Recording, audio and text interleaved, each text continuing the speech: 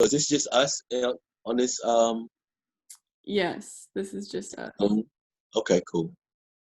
I'm trying to change how this. I beat myself up for a long time after, as I started getting older, like, man, Right. I wish I would have got that experience. I wish I went to college. Right. But, everything happens for a reason. Yeah. Well, it's funny that you say that too, because like after going, my perception about like college has changed completely. Like a lot of the work, especially with like the internet now, a lot of the work that I learned, at least on like the journalism side, like could I have like just audited like multimedia classes somewhere and like learned about it, but not necessarily like paid the 45,000 to like get a degree, like especially when you don't really enjoy like the culture of like a campus, like you just want to learn and learn a skill, learn a Mhm. topic, and then like bring that into your like career.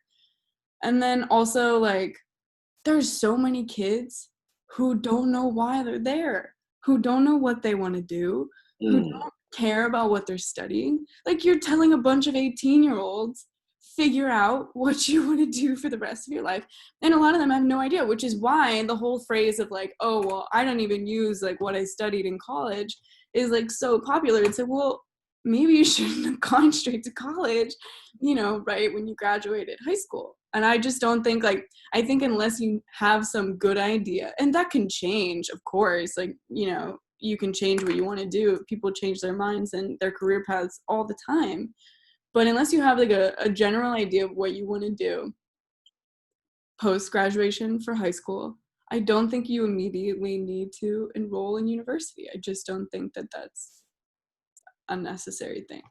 And like I've got friends who didn't go to college who like are working at Sprint now and like make good money and like can buy their parents like vacations, and like they didn't go to college. It's just Right.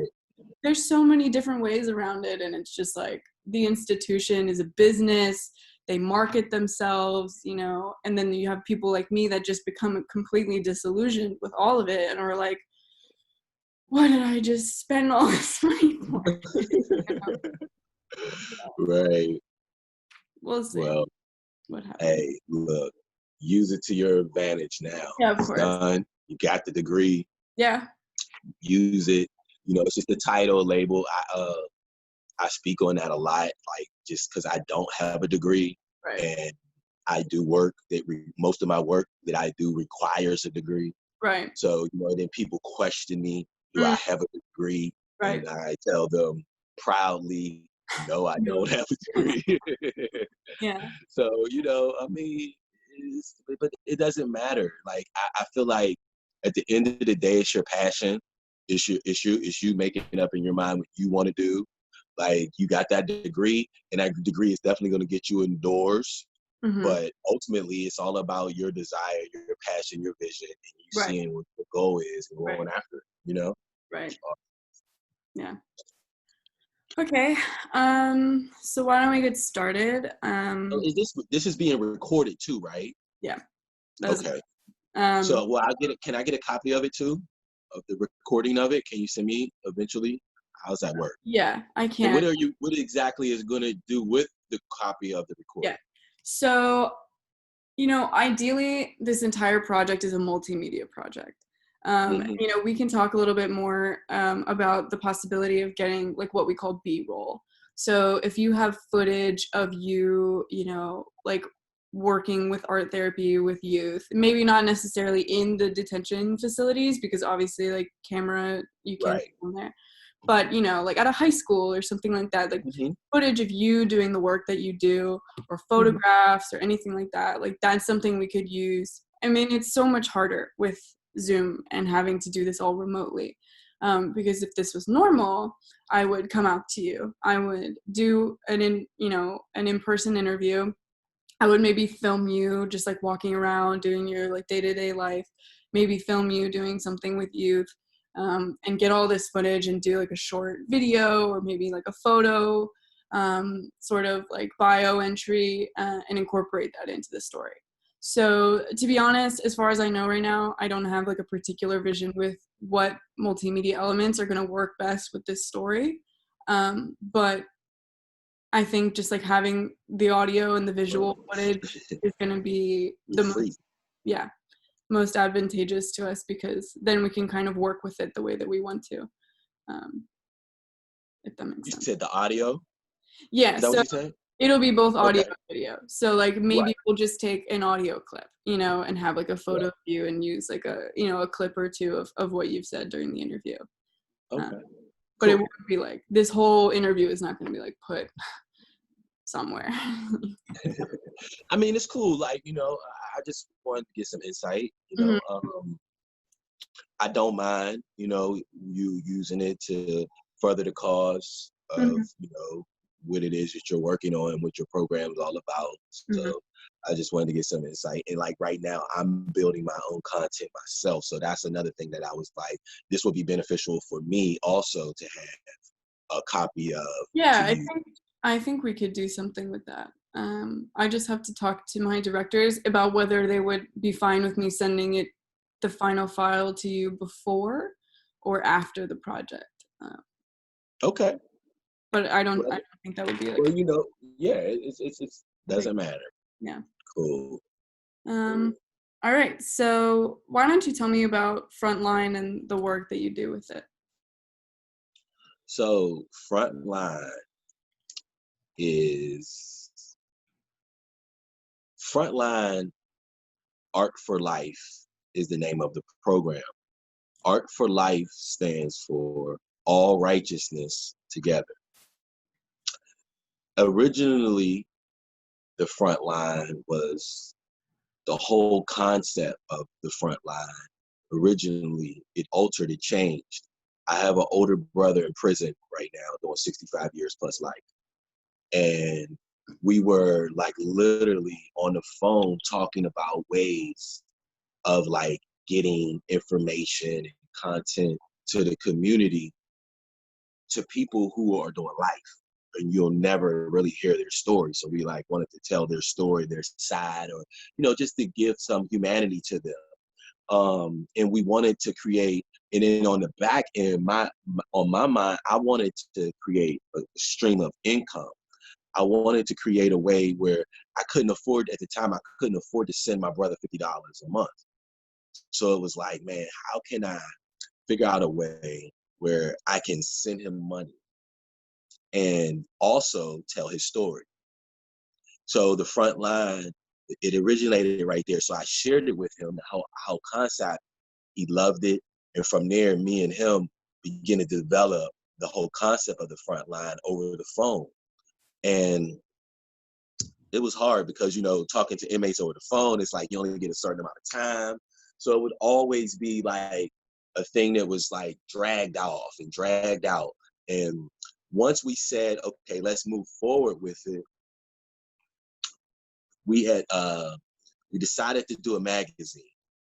And we decided to take a magazine and get artwork, writings, um, anything that you can actually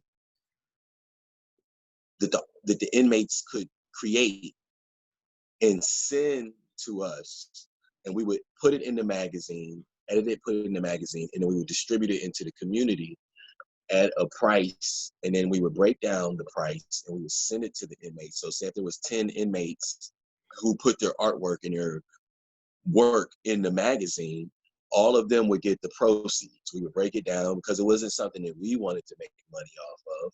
So we were going to raise money for the printing costs and the funding and all of that. So I had a whole plan together, and then we ran to a crossroads with like copyrights, and then the inmates were real skeptical. That's one of the things, when you're in prison, you don't trust anyone. So it was hard that was a big challenge to get them to trust us to do this. And then Mhm. it was like, our thing was like, well, your artwork isn't doing anything. It's just sitting in prison. Your poetry, your writings, your story, nobody's hearing it. Nobody's reading it. What, like, if you give it to us, we're going to protect it, and we were willing to do what we needed to do to protect it and make the agreements. But what happened was We lost contact over the phone. My brother got transferred to another prison. And during that time, I was stuck with the whole concept and the idea. And it was like, what do I do? Where do I go from here?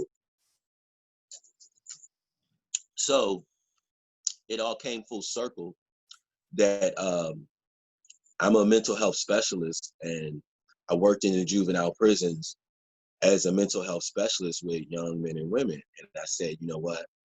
I should reach out to the juvenile detention centers, and I should take the program into the juvenile detention centers. And instead of creating a magazine, I should just do the program as a therapeutic, I should create the program as a therapeutic platform, because that's ultimately what the magazine was. Mm-hmm. So I said, okay. And at the time, I really didn't have a concrete concept of what I wanted to do. So I just reached out to Landmark Detention Center, and I introduced myself and I introduced my vision. And they said, well, when can you come in?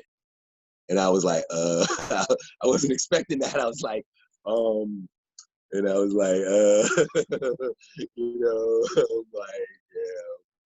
next month? No, but I was like, next week.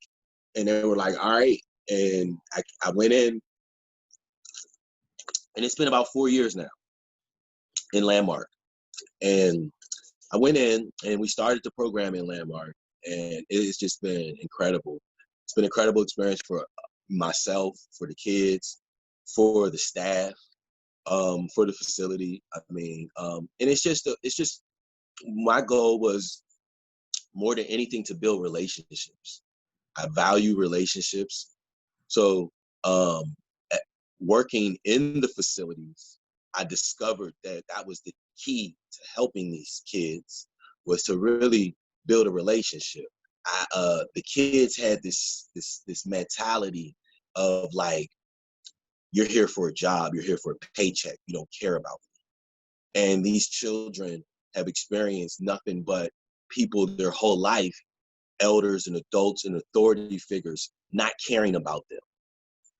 So it was like, and in me, my story, the back end of my story, I went through the juvenile system as a juvenile, so I know what that felt like. So I had to show and prove to them that I was here because I did care, and it wasn't about a paycheck. It was about me really having a passion, and I really cared about individuals, their individual life stories. So that's kind of started me with like getting to know and developing a relationship. Like the whole therapy, my whole program is rooted in mental health therapy, and our whole concept is talking and listening. Talking and listening. We believe that the art of talking and listening is the root of therapy. And it takes a sincere heart to talk, and it takes a sincere heart to listen for healing to kind of transpire. So I discovered that with the kids, and we started healing. And they couldn't figure out how this was taking place. I was healing personally, and the kids were healing. And it became like it was revolution in institutionalized facilities that were privately owned. And that was another thing that as a young man, I didn't know. I was like 24 when I was working in the facilities, and I didn't know when I started working in the facility, and I didn't know they were privately owned. And the more I became effective, the more it became known that they really didn't like how effective I was. And they questioned it. And they thought that it had to be something like, what are you doing? Like, what are you doing? You know? So at the end, it was like, that's when I really discovered that I had something. I was like, wow, like I'm really good at this. I really have something. And they started to kind of like trump charges up against me. You know, I started to see the racial elements develop, and like, you know, all the therapists, there was no Black therapists in the facility. And I had wore the hat of a therapist. So it was like, you know, I didn't have a degree. Not only was I a Black man and I didn't have a degree, I was in a position of authority, and they didn't really like that. And I was successful in the position. So before I knew it, I was being questioned, and I was being linked to conspiracies in the facility. And, you know, charges were being trumped up on people who were in the facility because there were people in there who were very abusive, very manipulative. There were staff members and peers that I worked with who molested and raped kids, who physically abused children, uh, alcohol, excuse me, not alcohol, but, you know, the abuse of the drugs, as far as, you know, the medicine that they gave the children. I witnessed that, and I was disturbed, you know. They brainwash the staff into believing that this is what is necessary to do. They make us believe that this is the force and the aggressiveness that we have to use. When I see a lot of the police using the force and aggressiveness on Black men in the media, it brings back a lot of trauma for me as a staff in that position. I was a part of a lot of abuse because I believed in what I was seeing, and I was young and I didn't know any better.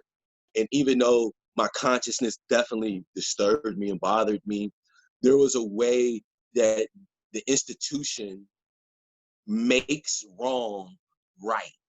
It makes it very fair seeming.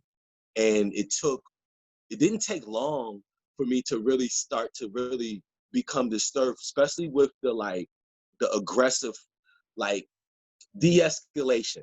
So that was like, so when you see an officer or when you see someone who can't de-escalate a situation, they should not be in a position verbally. If they cannot verbally de-escalate a situation, they shouldn't be wearing a badge.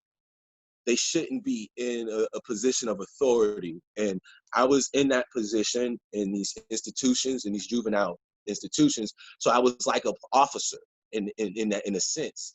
We didn't wear a badge, but I was my authority. And I had the authority to put my hands aggressively, and we were trained to actually aggressively take down children and position them to be drugged if they were, you know, over expressing their anger, or, you know, we felt violently threatened. You know, so I experienced all of that to the fullest, you know, where they would be verbally assaulting one of the staff, and the staff, he couldn't take it anymore. So he would verbally edge the kid on.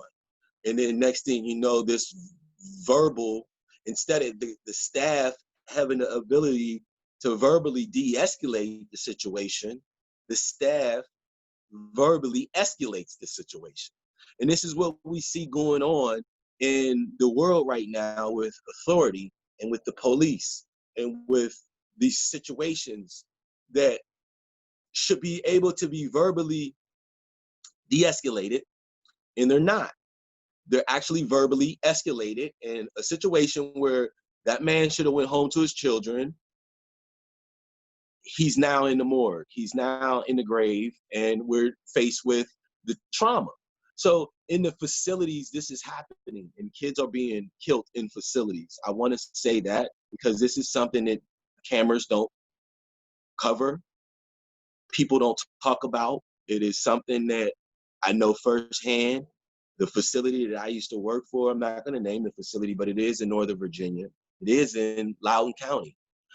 But this facility, I just heard recently, is up, and it is a private institution, and it is up for charges for, I don't know if the charges will be, I don't know exactly what the charges are, so I can't speak facts, but I heard that 2 children have died in the custody of the facility. So, and I know that that is real because when I worked in these facilities, there was cases. I've been a part of cases. I've been interviewed and questioned a part of cases where kids were severely, severely hurt and mentally traumatized even more than they were before they came in the facility.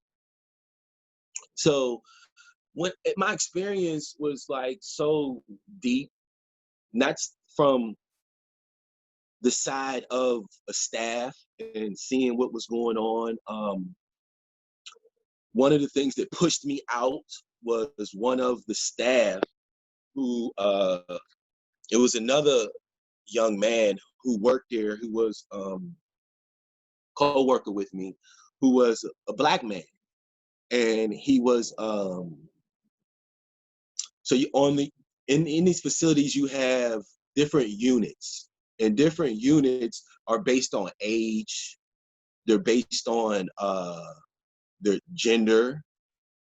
So you have a female unit, you have male units, you have age broken down from like the age of 11, 12, then you have like 13, 14, you have like 15, 16, 17, and then you have based on their violent nature, their charges, based on their mental health.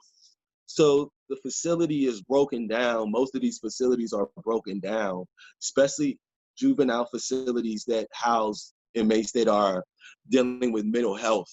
So mental health juvenile institutions where you have kids who have crimes, but they also have mental health conditions. So there's a difference between institutions who have kids who are just criminals, and the institution isn't really catering to their mental health. So my experience was in a facility where we catered to their mental health, but they also were criminals. So we had children who had committed crimes who were there based on crimes, but then we had children who were there just based on their mental health, you know. So it was a mixture. And a lot of times all of them were thrown together, and that wasn't healthy for the children who weren't criminals, who were just dealing with suffering from mental health damage and mental health trauma. There was a young man, so there was a facility, there was one unit where there was units where there were co-ed units, where there were girls and boys on the units. And I was blessed to work on every unit in the hospital or the facility. So I worked with every degree of the condition, I would say. But this young man, uh, me and him never really as staff, you had staff who clicked up, just like the police. You had staff who clicked up, who you couldn't wait to get to work to see whose unit you were on. And sometimes you shifted units and they would have you on different units. So you wanted to get on the unit where you had the staff that were maybe really aggressive and they didn't play, and they had reputations for being very aggressive, and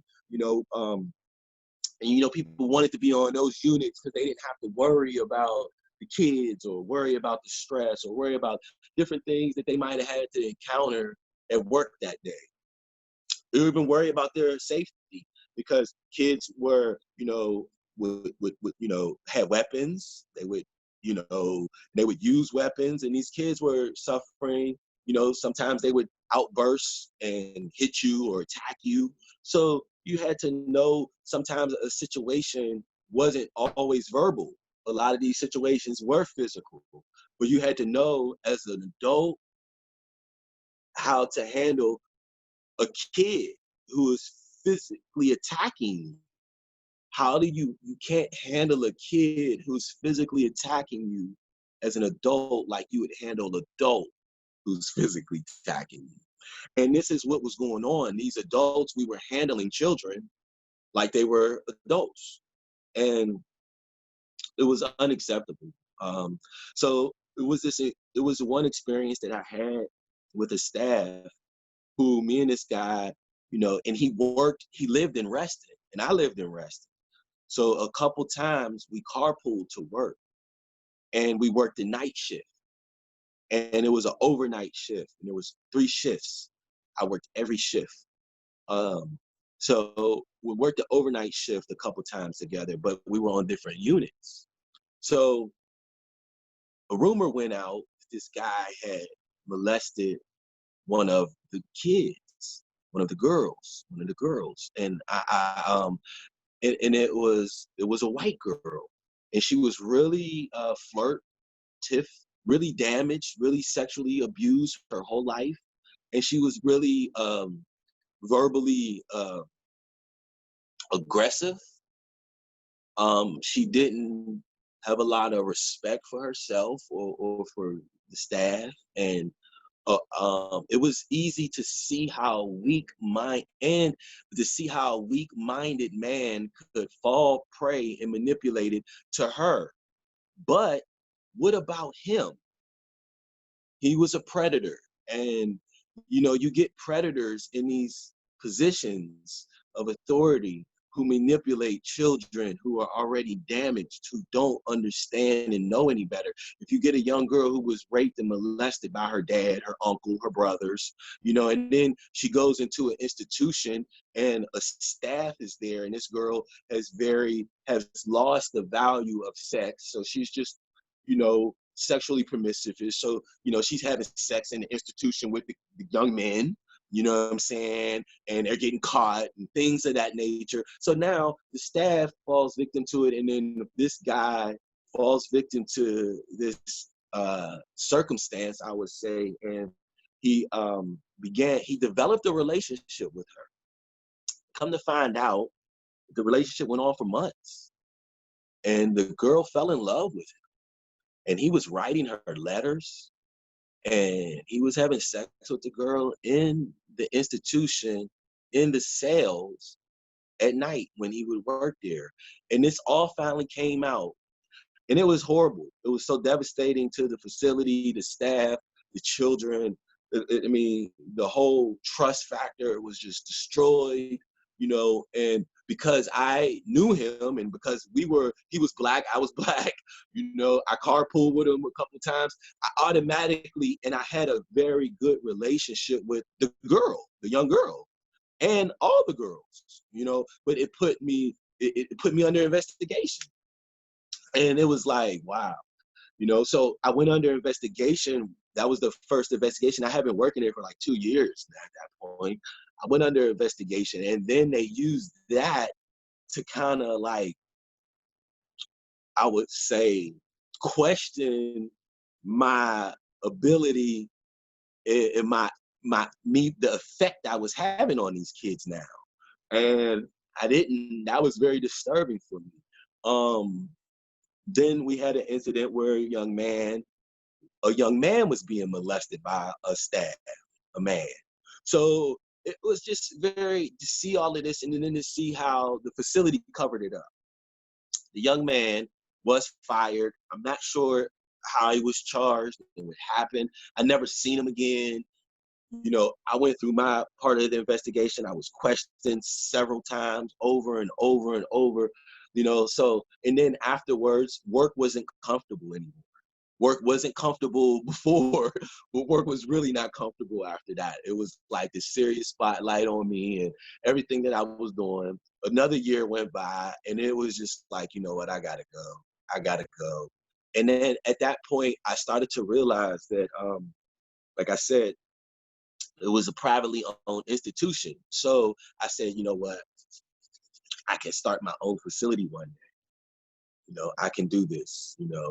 It won't be like this, but one day I will. And that's where originally the whole Art for Life Academy, which is our eventual goal, which is our long-term goal, which is our own facility, which is our own institution, which we will reinstitutionalize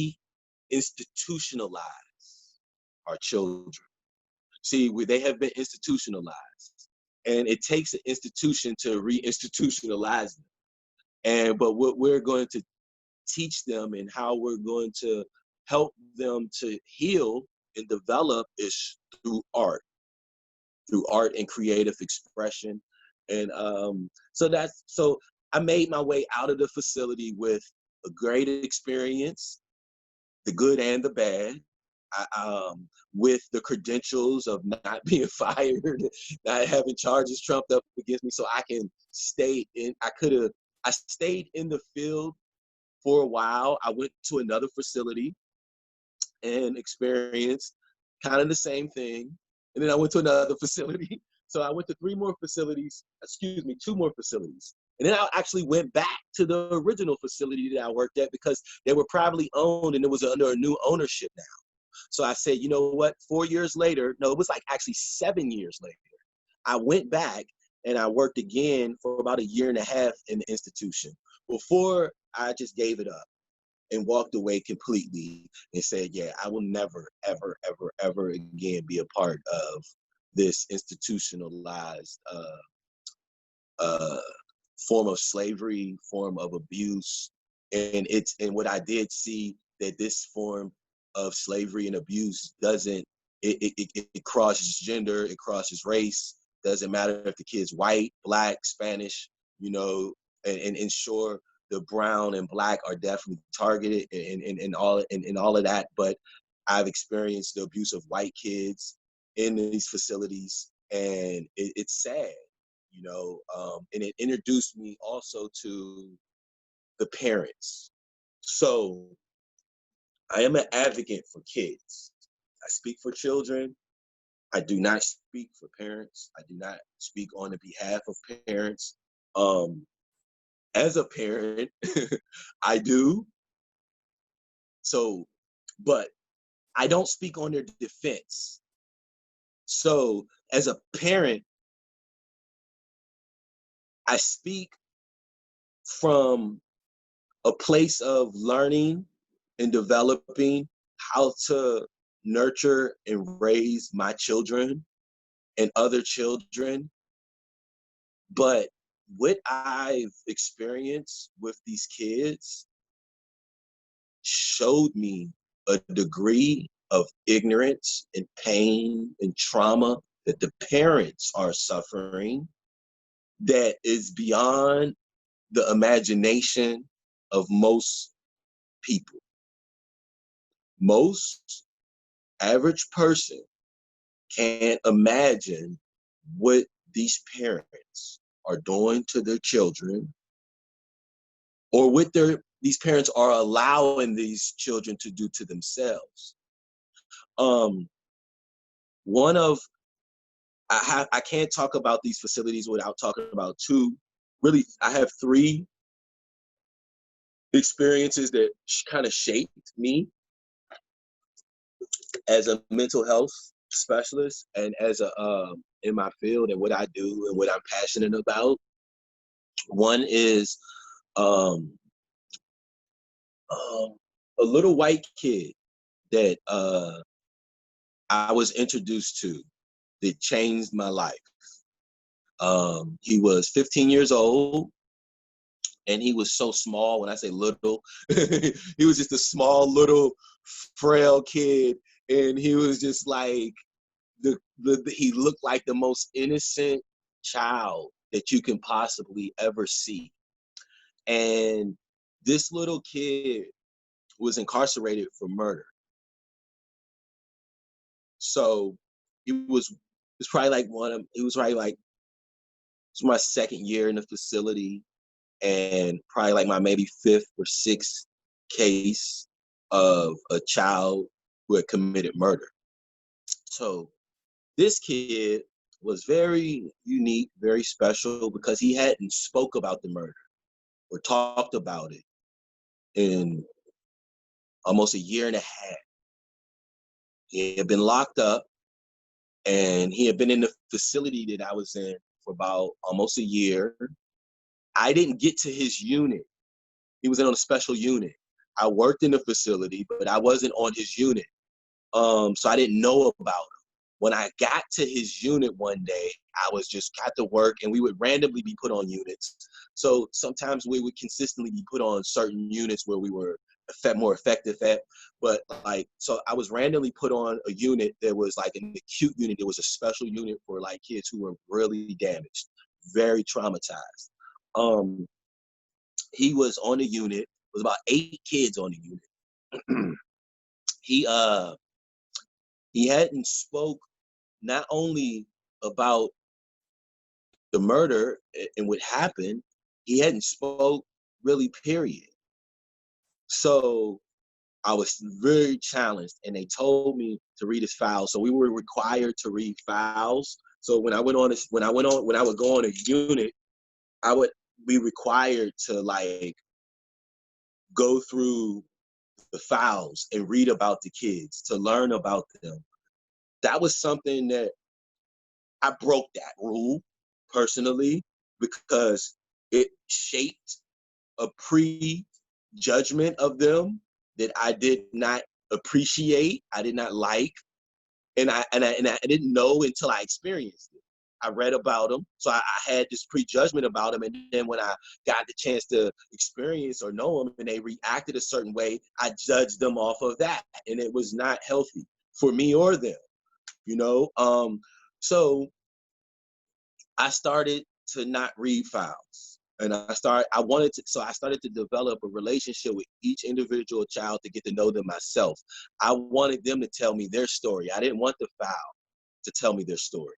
Now, there were times where I would go in and verify things, or I would look and, but for the most part, I started my own process of this. This is where my whole program is rooted at, in individual therapy catered to custom therapy, catered to individual children, versus trying to teach all children, the same method of therapy or the same thing, and that's what the therapists were doing.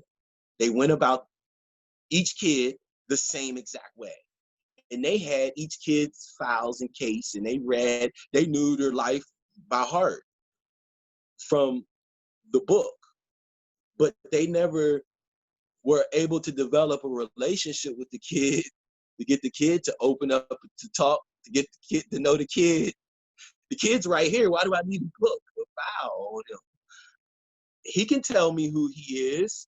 He can tell me his name, his age, all of that. He can tell me everything about him. I don't have to read it.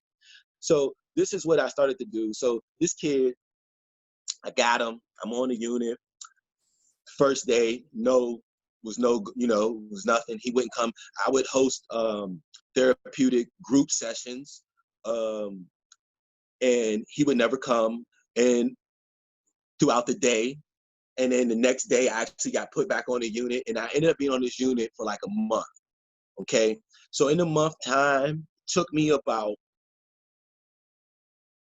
maybe 10, 12 days to reach him, but I reached him.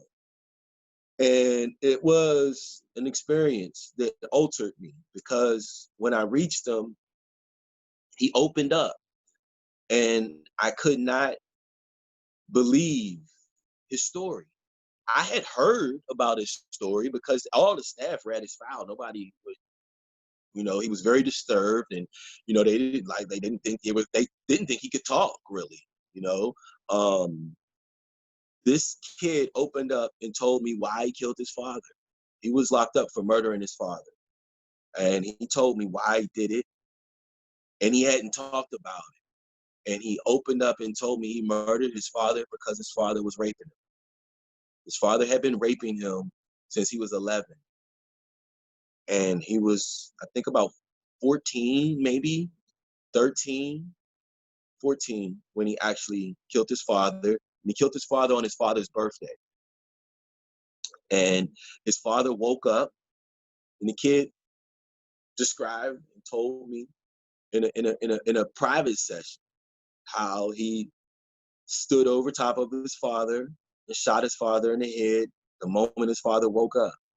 And he opened his eyes. And the first thing his father seen was his son standing over the top of him, and he killed his father. And the trauma that this kid was in his whole life, and now that he is currently in, it was like I was so challenged to like what can I do? Like, how can I help him? Like, how can he be helped? Like, and it was such a challenge. But art is my way of life. I would say it is my way of life, and it was during these most trying times where I would use creative art and creative expression to get these kids to open up and heal and go through the process. So we started his healing process, and it was an experience that I mean, to see from the moment he opened up to talk to me and tell me his story, listening to him was healing for him, because no one ever listened to him ever in his life. I was the first person who ever listened to him. And when I discovered that I became the first person these children ever trusted and ever had someone to actually listen to them, to hear them, it blew me away. And that was what inspired me and encouraged me, because if someone would just listen, we can help.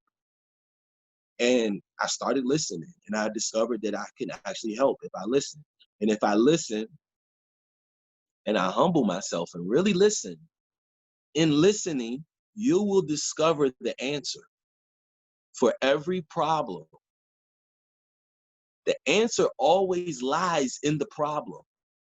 The answer is in the pain. Your purpose lives and it dwells in your pain.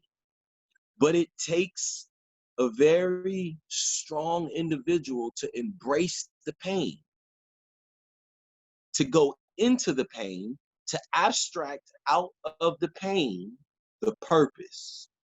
And that's what I started to do.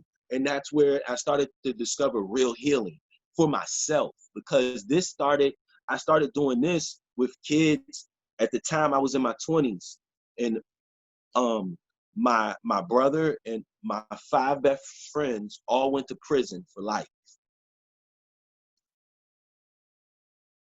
For life.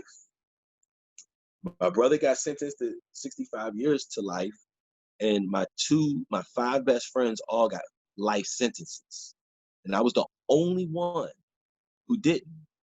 And we lived a life that we broke the rules. We broke the law. We followed an image, and we followed a lie that we really passionately believed, that we were quote unquote niggas.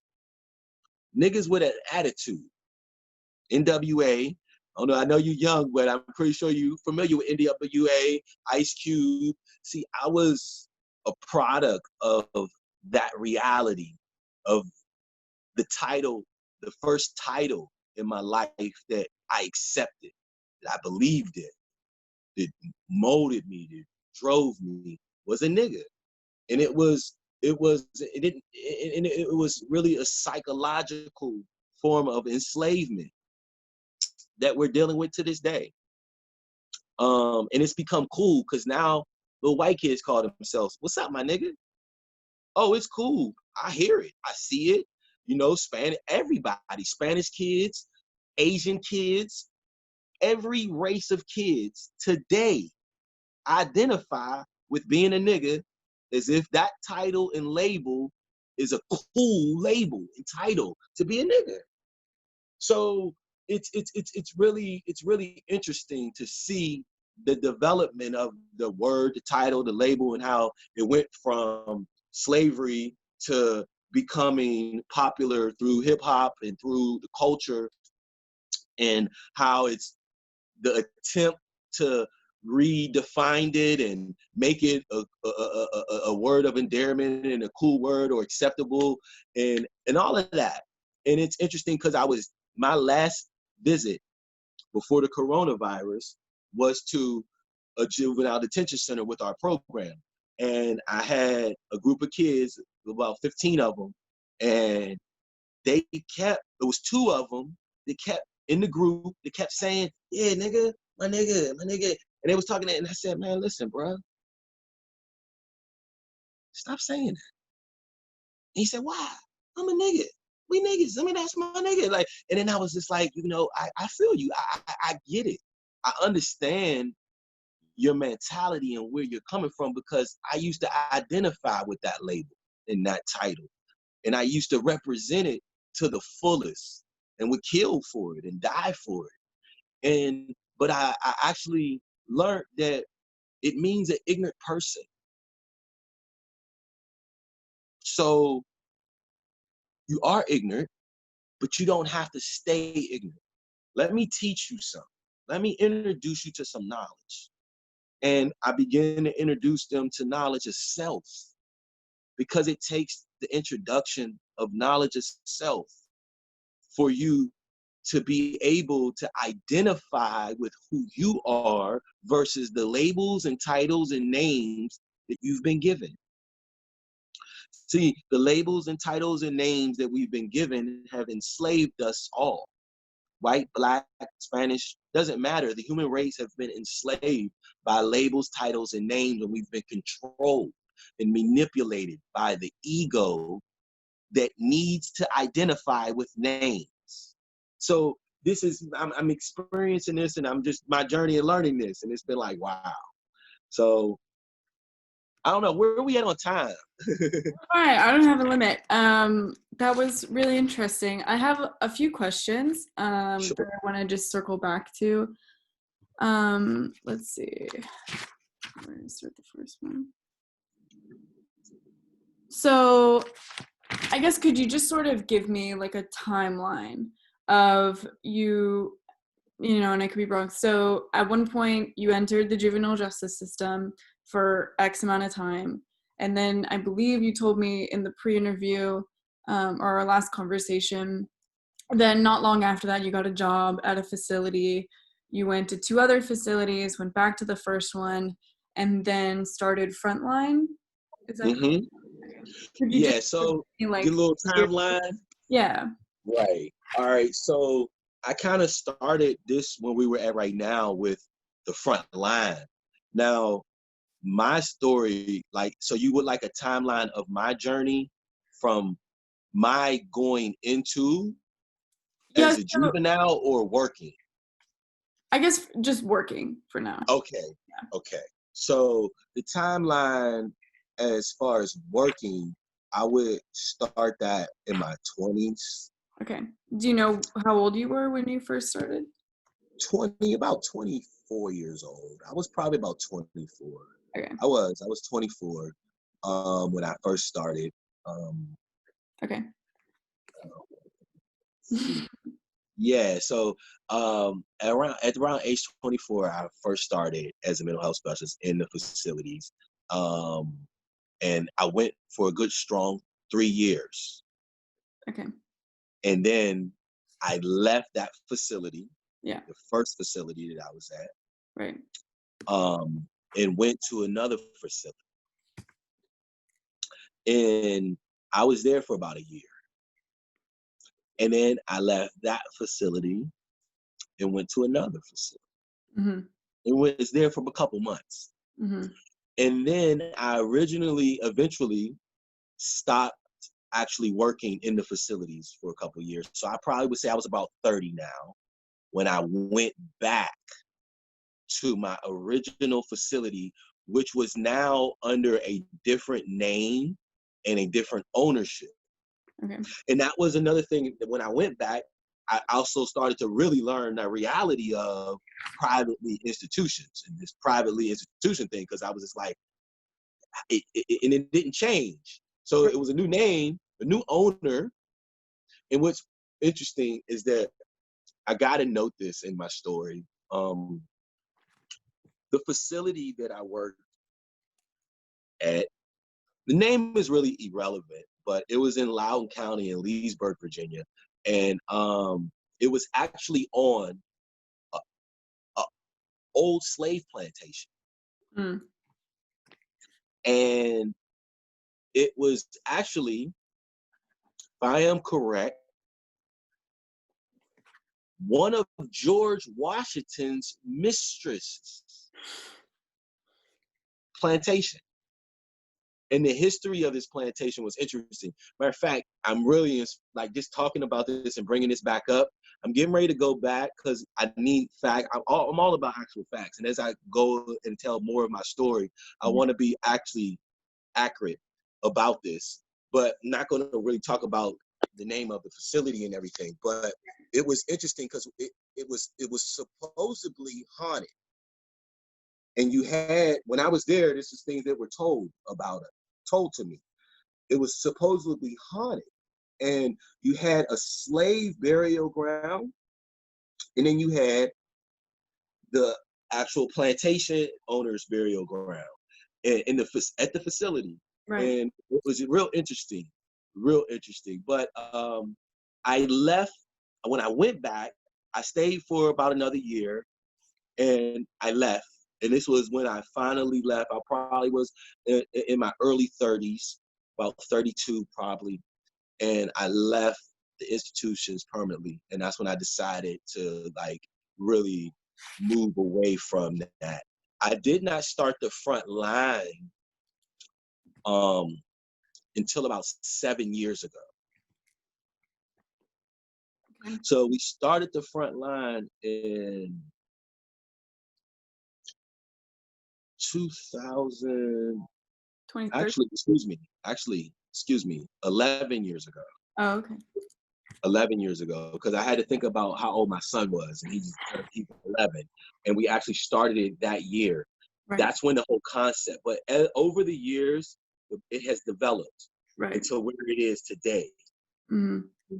And today, it has definitely developed to where it is today. So like right now, my brother is currently still serving his sentence, and for the last 12 years, he's been blind. He was diagnosed with a brain tumor in prison, and he had slipped and hit his head on a puddle of water that wasn't clean in prison, and he had a lump. And as the lump developed, he developed.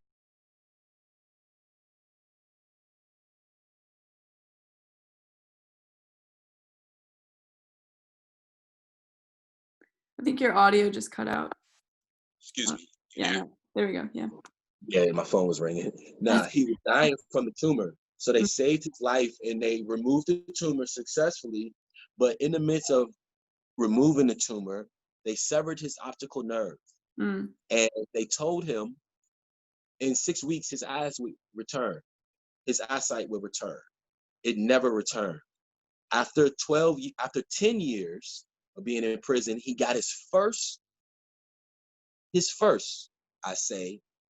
very first MRI after the surgery. So after he had the brain surgery, they never gave him an MRI.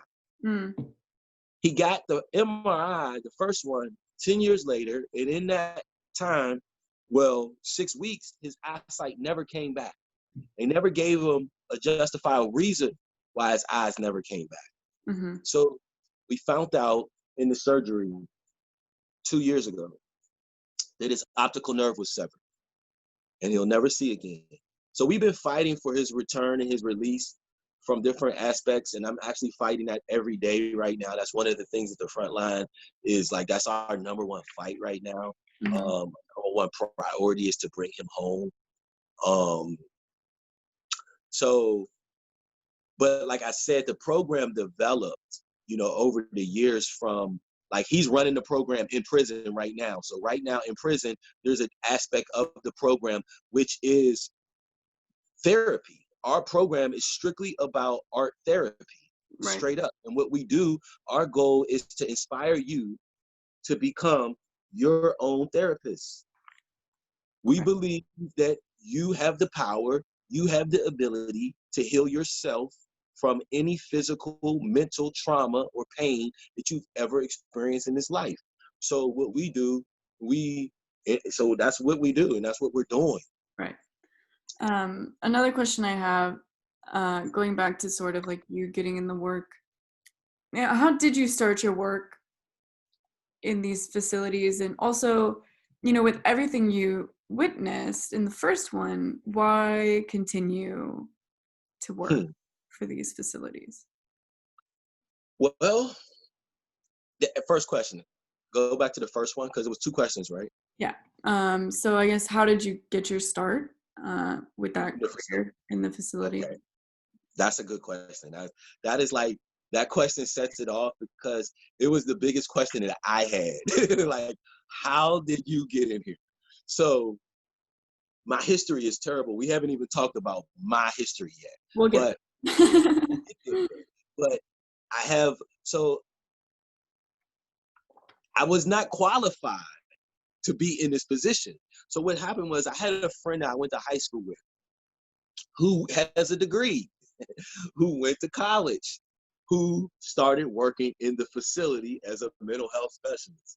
And he loved it. Well, in the process of him doing his job, I was, me and him reacquainted. We got reacquainted. And I started to share with him my awakening.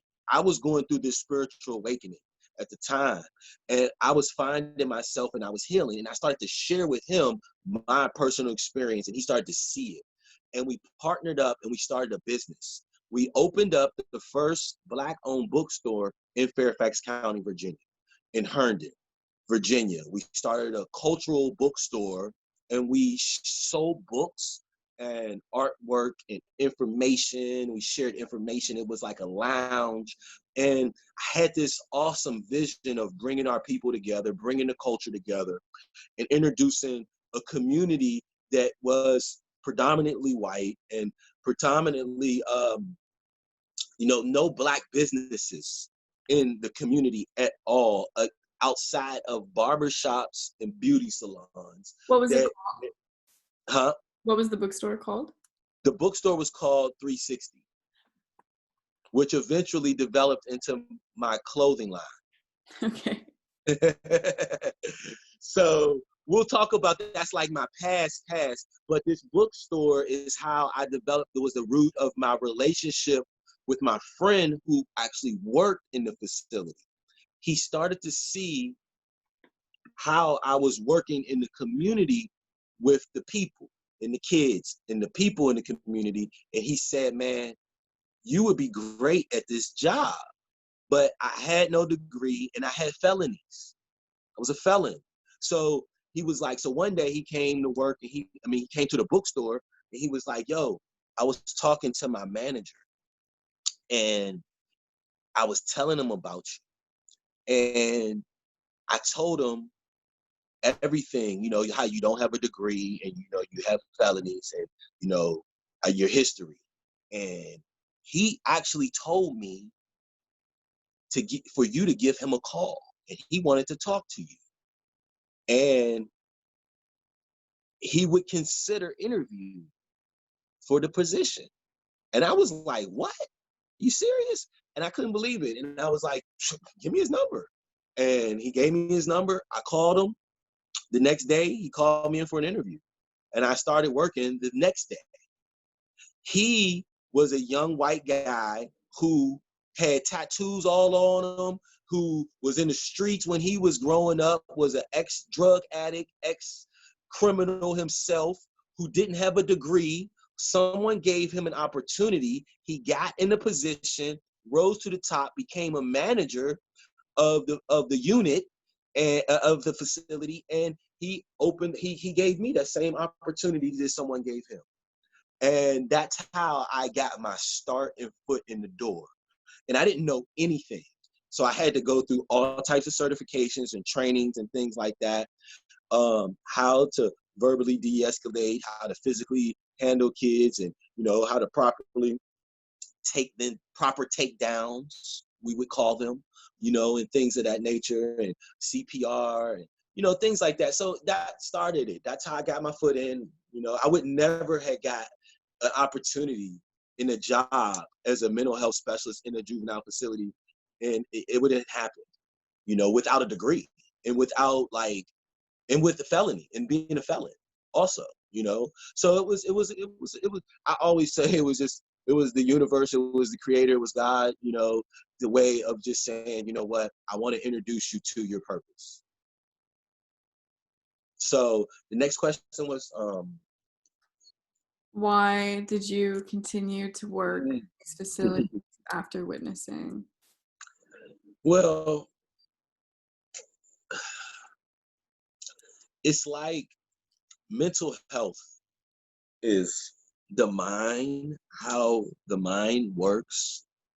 It's real interesting because Like, trauma produces a desire for it in a sense.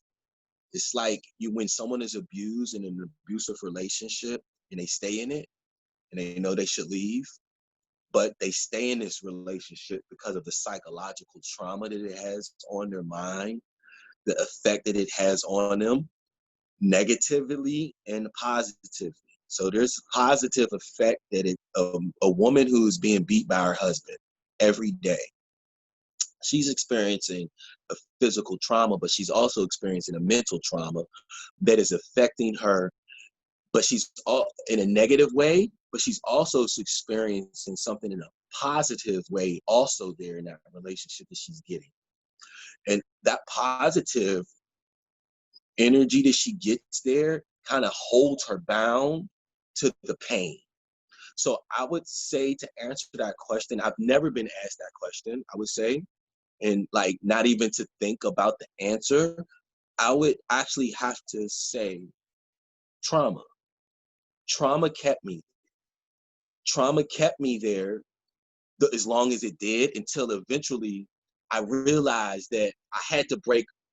It was a toxic relationship. It was a toxic environment that I couldn't change. See, most of the time when you're in a relationship that's abusive, you feel like you can change it. I can change them. If I just love them more. If I just don't, if I do everything he asks, he'll change. And my experience in this is similar to where it was like, if I'm more passionate, if I work harder, maybe I can change the facility. Maybe I can really change these kids, and they'll see that the kids are changing and they'll change. The system will change if I change the kids. And it took me to realize that it's not happening. It won't happen. The system is not changing. It won't change. I have to separate from the system, and I have to build a new system, bottom line. And that's interesting that this question brings me to this current reality that we're in right now. In my humble opinion, the integration of this system is death. And I don't know how long it's going to take for us to realize that the system is not going to change. It's so rooted and ingrained, and it can't be changed. A new system has to be created. And that's the only way that we will receive what we call justice. Freedom, justice, and equality. And the only way is if we, the people, the righteous people, it's not about separating races, but it is about separating righteousness. The righteous people have to come together and separate and change this reality by building a system and a new. Because the people who run the system are not going to change. Now, there are people that are a part of the system who will change. And we're seeing it every day. We're seeing it. It's blowing the world right now. The world is being shocked and blown away because they're seeing the fact that this modern day lynching is changing the blueprint of the planet. Right. And I don't mean to put words into your mouth, but it sounds also like, you were given this opportunity as someone with a felony record, with no degree in this line of work. Would it be incorrect to say that you might not have wanted to leave it because this was an opportunity for a stable job that you had been given? And yes, you're absolutely back to the insecurity of trauma too. Mm-hmm. Like feeling as though, now we'll get more into my story Mm-hmm. to explain the depths. That was a very awesome analogy or observation. But what you just said, see, this is what I love about dialogue. And I love because and see, me as a therapist, I engage every dialogue as therapy. So this is therapy for me. Yes, you're absolutely right.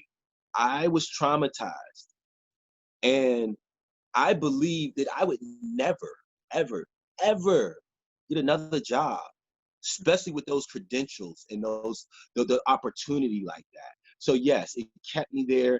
And then just the like what I think more than anything, what kept me in the facility is that I discovered hope. Mm. I seen change. I seen kids change. I seen them go from being, excuse me, totally destroyed to enter into a process of therapeutic healing. And I seen it, I witnessed it, I experienced it. So that kept me, that was the positive. The positive that I seen and experienced kept me there. Like, yo, like this is real. And then I seen the effect that it actually even had on the staff in the facility. So at one point, I actually believed that I could change the facility and I could change the system because I started to see the effect that the energy was having on people who worked there and the change. But see, you got to understand what systems are. Systems aren't individuals. So you as an individual, you know what I'm saying? You're going to be affected. You're going to feel the compassion. You're going to feel the mercy. You're going to feel the pain. You're going to feel it, right? But see, this system is written down. And it's a protocol. It's something that is we have to follow. And if this institution is going to operate, they're committed to follow a structure, a curriculum, I would say. So this curriculum is not changing. If we can't change, and when I realized I can't change the goddamn curriculum, excuse my language, I was like, I can't change the curriculum. So if I can't change the curriculum, ultimately I can't change the system. So what I have to do is I got to create a new curriculum and I got to separate and build a new system. Bottom line. So that's where I'm at. That's where we are. You know what I mean? Okay. And it's like, and so the thing is this to build relationships with like-minded people who are a part of the system, like yourself, like other people who are a part of the system, and say, look, I'm not going to go back and work for the system. It's not happening.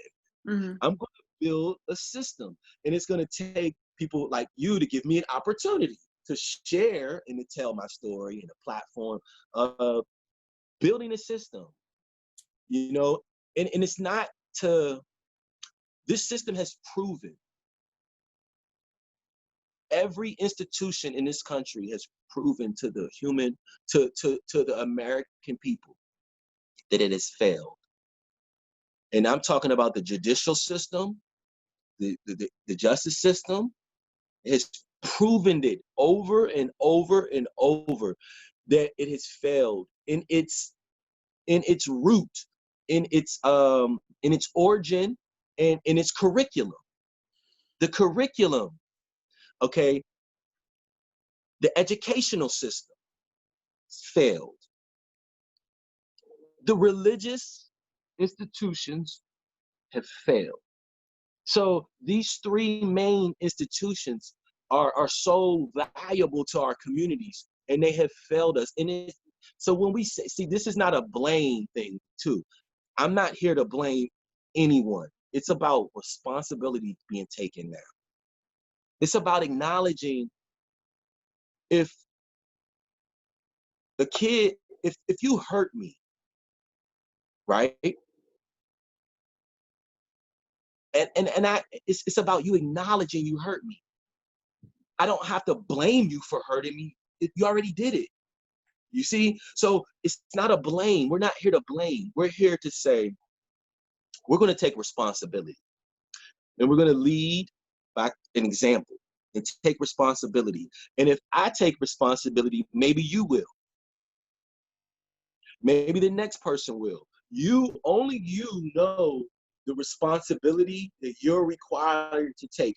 And I admire it. I commend it. I respect it. That's why I'm doing this interview, because you are taking responsibility. And this is what it takes for people to take responsibility, you know? And sure, it's cool. You was out at the march, awesome. But it's this type of responsibility right here that is gonna be effective. It's not to take anything away from what we're doing, the demonstrations out there. But what you just did was you took someone out there demonstrating, and now you're bringing a light and a platform to work that is actually being done, has been done, and is continuing to be done. In this cry, in this effort of bringing and restoring value, not just back to the Black man, but to the human being and to the human family. And that's my journey, and that's my goal, that's my mission. Mm-hmm. You know? Mm-hmm. So Why don't we, so I guess there's really two more questions that I have, and I know one of them is going to be the big, long journey that brought you here. But I guess just to go back to what you witnessed as like a staff member, you went over a number of things fairly quickly that to me are fairly severe. So I just want to make sure that I sort of get clarification. So maybe could you specifically list off things that you personally either witnessed or maybe even, I mean, been a part of. Yeah, participated in as a staff. Participated in, yes. So I witnessed, participated, and witnessed in abuse, physical abuse. Okay. Physical abuse from a perspective of justification, of protecting myself, even protecting the kid, protecting my staff, protecting the kids around. Mm-hmm. So in these institutions, in this justice system, as staff, as officers, because I was an officer, basically. I didn't carry a badge and I didn't carry a gun, but I was in an official position as an officer. And we're taught the same protocol. I'm taught the same thing that these officers were taught. And it is proper conduct of the people. Proper conduct of the people. This is something that is taught, but it's not taught in this proper way. You know, we're not. It isn't. It's taught, but it's not practiced in its proper way. So we're taught first and foremost when we arrive on a scene that is hostile. Now, if the scene isn't hostile, there should be no aggressiveness from my vantage point when I arrive. Now, if I arrive on a scene that is hostile, I come with an aggressive energy, but my goal is to verbally de-escalate the situation. Now, if it's the situation that is hostile, if it's just verbal, that means that I have the responsibility to verbally de-escalate this situation. That's my job. That's what I'm being paid to do. That's what I'm trained to do. That's what I'm supposed to do. Now, what in these facilities and what we're witnessing and what we're seeing and what I've experienced is impatient, ego, anger. I came to work with an attitude. I'm dealing with personal shit in my life. You know what I'm saying? I'm just not happy. I'm at work. I'm just like the average person. And this kid spit in my face. Now he's physically coming to attack me. What do? I have to defend myself. So I don't punch him in the face. I don't body slam him. I don't kick them. I don't stomp them. I have to be trained how to physically now de-escalate the situation physically. So there's a way to physically de-escalate a situation without hurting or killing someone, and we're taught how to do it, but it takes a certain degree of compassion to be able to carry into practice what you are taught. So what I discovered is that compassion, I seen my staff, they didn't have that compassion. I had it, but they ain't have it. And then the more I was around them, I started being less compassionate. I started in my ego judging these kids. Justifiable, feeling like they deserve that. They deserve it. They're physically attacking me, and we physically gotta aggressively retaliate back. So, they're I'm trying to think of a circumstance that I can actually, a story that I can actually tell you, because there's so many, in this work, every day, all day. So it's like, there was one kid who was very big. He was about 17. He was football player, short, muscular,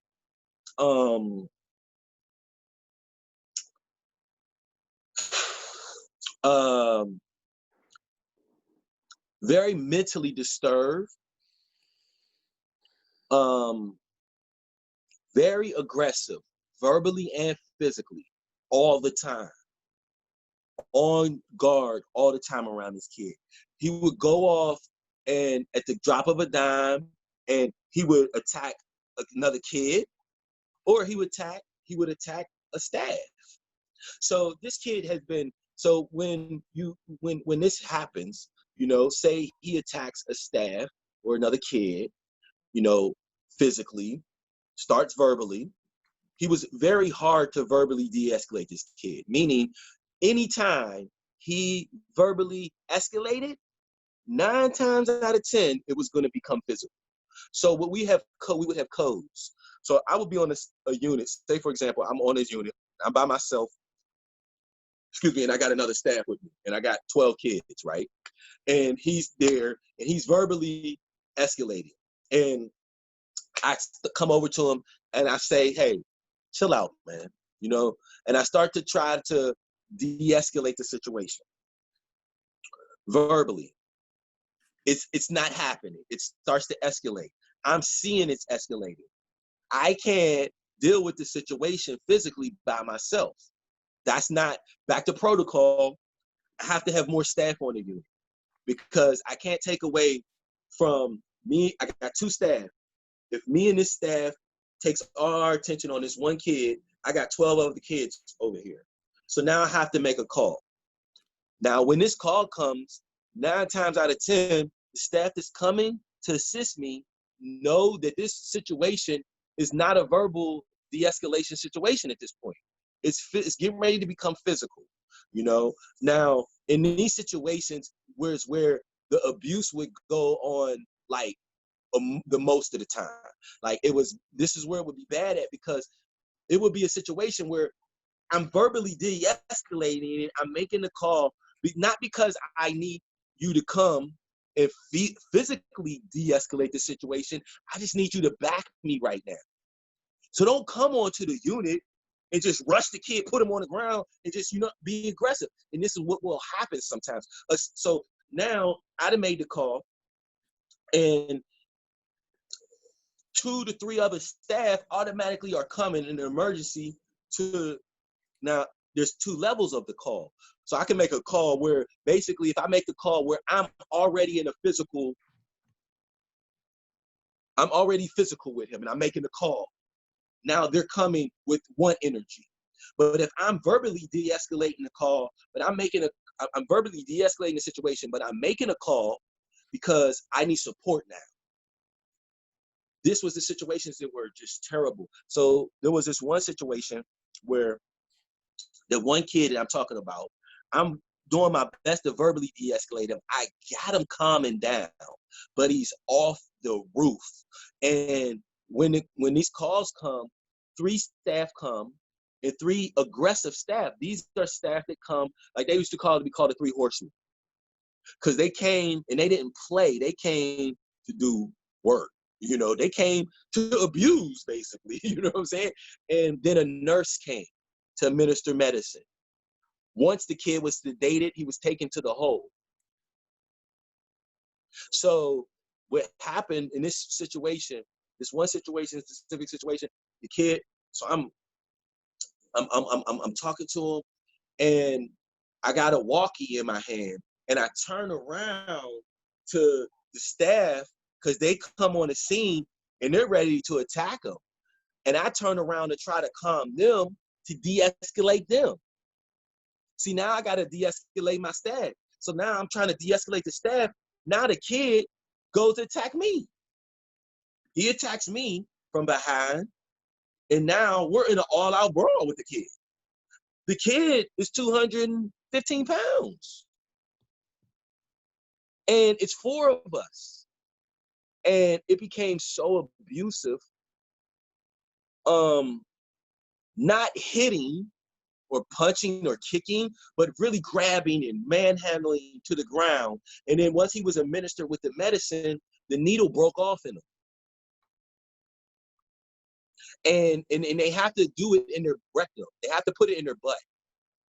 Okay, so we have him on the ground. Just imagine him on his stomach, belly down, arms spread out, legs. So we have 2 staff on each leg.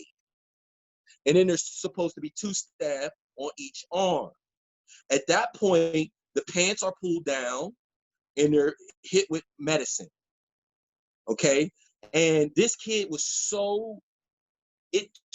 we were all on him, and we couldn't control him. We hit him with the medicine. The needle broke. She took the needle out and hit him again. She shouldn't have hit him again.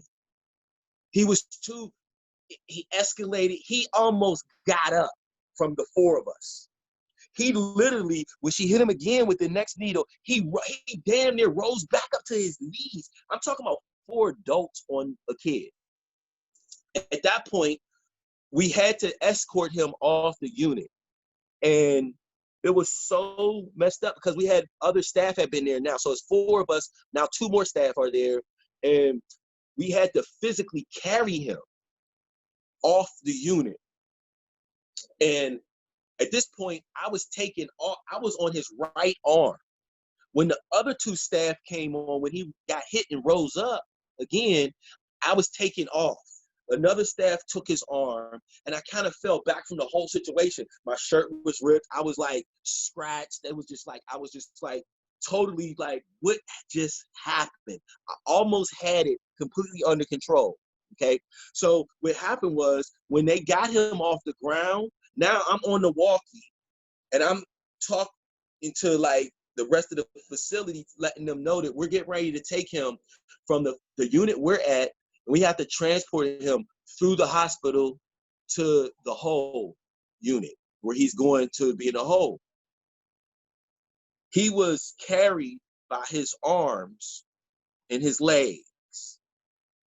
They took him head first into the door.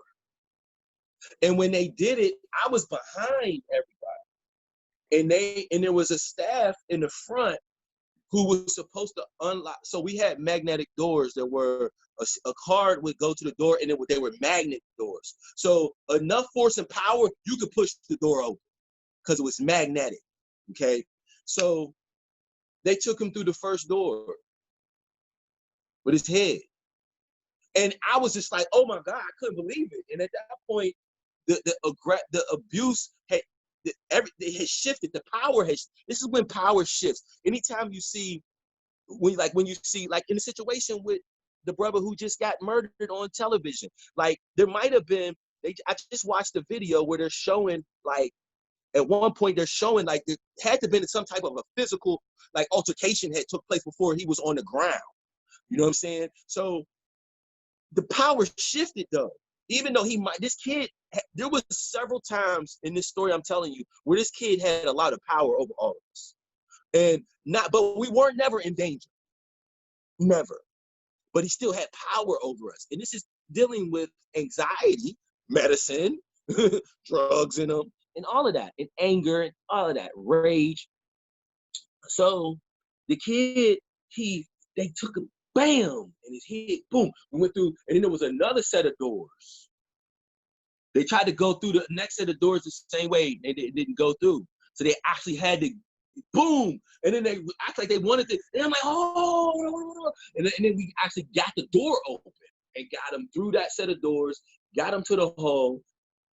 I took a leave after this, a work leave, and I wasn't coming back after this. This was towards the end of me working in the facility, and I reported everything that I seen, you know what I'm saying, and everything that I was a part of in that situation. I reported it, and you know, it was enough. At that point, it was like enough is enough for me.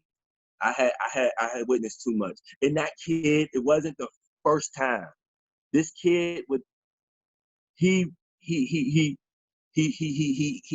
acted out almost every day. And this is my thing. See, you know he's acting, you know he's going to act out every day. See, and a lot of times, like when I didn't work, where I didn't work on his unit, so when I verbally de-escalated him many times, so I knew it was possible to verbally de-escalate this kid before we give him medicine, before we physically abuse him, and then before we put him in a hole in his underwear for 3 days, or 2 days, or 24 hours. You know what I'm saying? In the hole in solitude confinement. Before we do that, I can talk to him. And when I start, and in this particular kid, I was very successful with him. Not every time, but enough to know that, like, in this specific situation, if I didn't have to verbally de-escalate my staff, I had it under control. I regretted making the call when I made it, but the only reason why I made the call is because he was so verbally out of control. He had excited the other kids. And I only had one other staff with me. It wasn't trained, it was new. That's the only reason why I made the call. And I knew, and I just, so this kid suffered from a concussion, sprained arm, several bruises all over his body from this incident. The two staff were put on a week relief, you know what I'm saying, and was back to work doing the same shit. And they talked about it and bragged about it. You know, it was bragged about, talked about, you know, and I just, it was so disgusting to me.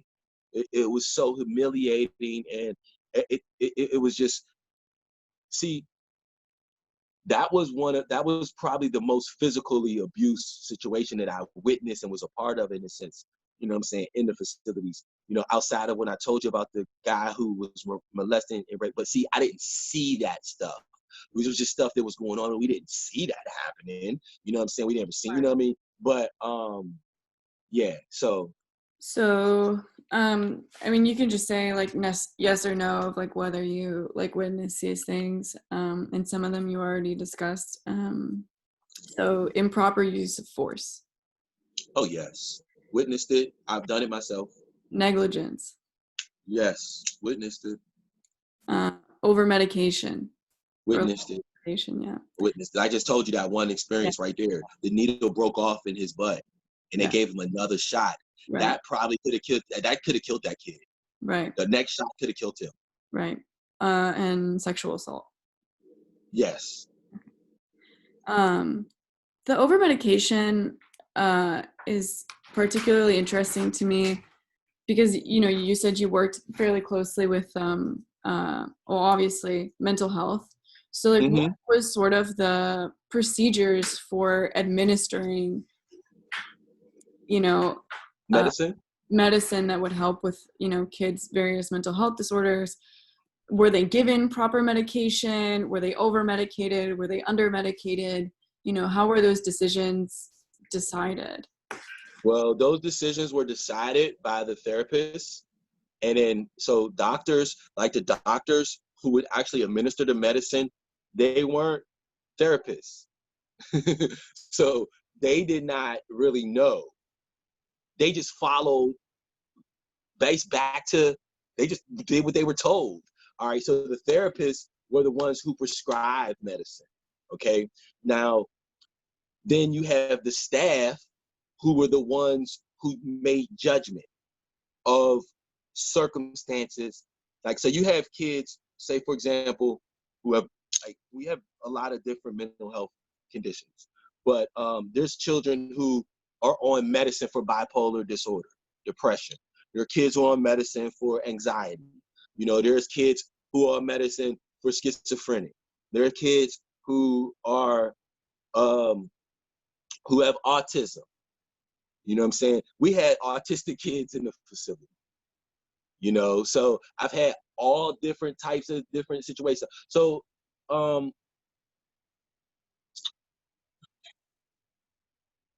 you add the question a little bit more again? I lost you on. Basically, you know, would you say that like kids were like over medicated, under medicated? Yeah, different situations. There were situations where I felt, me personally, there were some kids that shouldn't have been on medicine who were on medicine. Mm-hmm. And then there were kids who were on medicine who were over medicated. You know, then there were kids who should have been on medicine and weren't on any medicine. You know, now there are kids who get medicine every day, and they're on medicine every day. And then we administer medicine that happens in circumstantial medication, like circumstances causing this medicine to be administered right now. That happened too a lot, and that was a lot of abuse in that. You know, because back to that, I was extremely passionate about verbally de-escalating situations, because I knew if I don't verbally de-escalate this situation, the kid is getting ready to get drugged up. Bottom line. Mm-hmm. So I'm going to do everything in my power to verbally de-escalate the situation so he doesn't have to get medicine, because he's going to get medicine. And like, so say he gets medicine and then he goes to the home, the medicine wear off in 6 hours. He's still out of control now. They shoot him again. Give him some more medicine.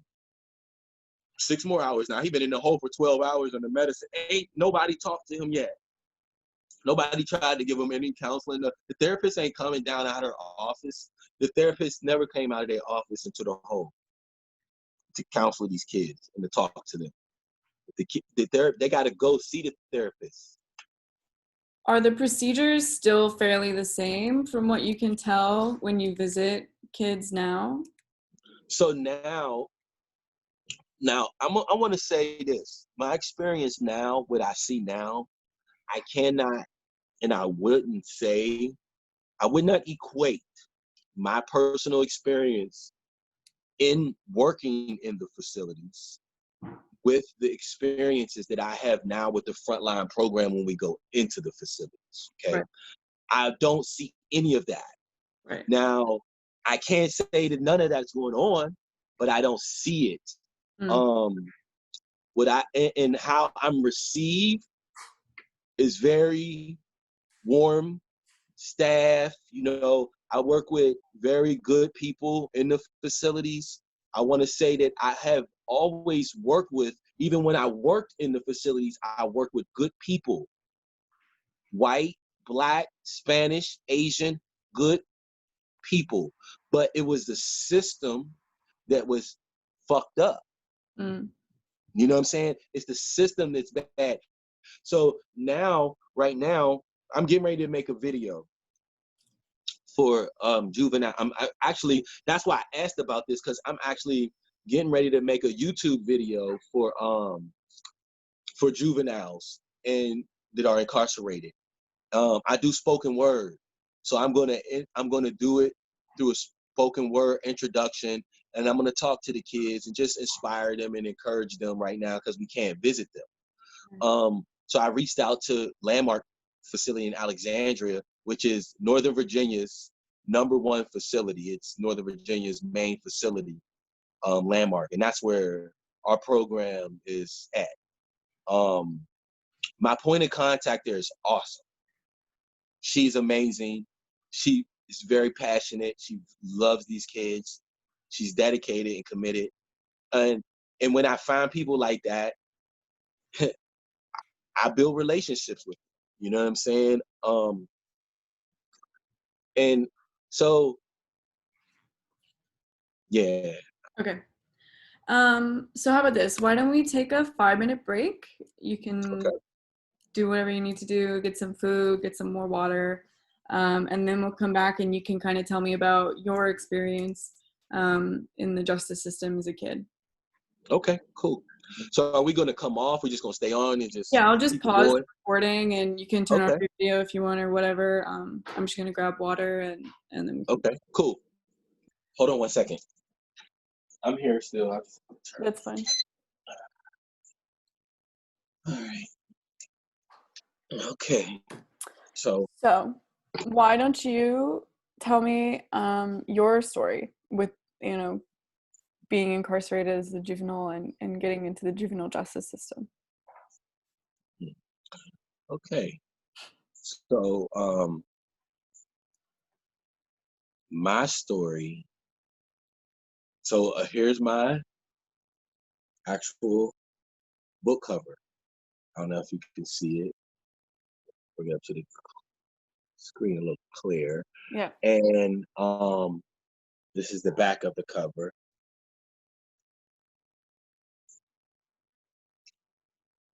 Okay. You went out. Yeah, I Okay. tried to see if turning off my video would help. Okay. So this right here, this book is titled Fatherless Child, You Are Never Alone. It is a book of spoken word and quotes that I wrote this book in the process of healing, therapeutic healing book. Um, I wrote a manuscript. It's called The Crack in My Cross, My Story of Redemption. So, excuse me.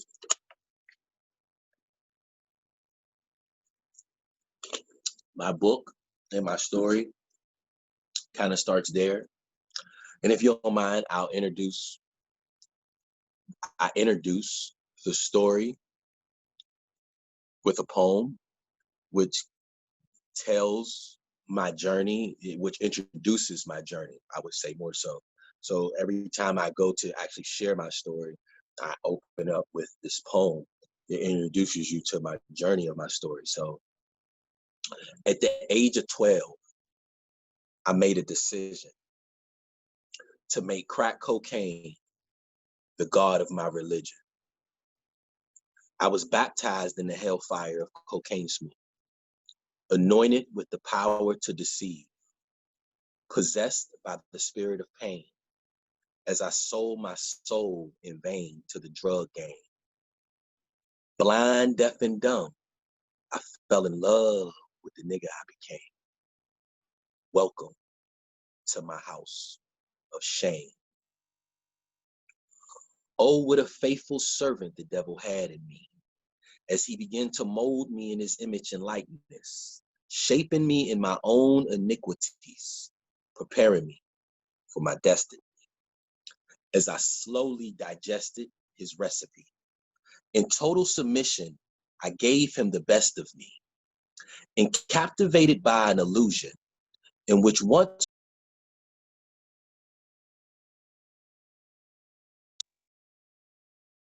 the reason why I'm here. You okay?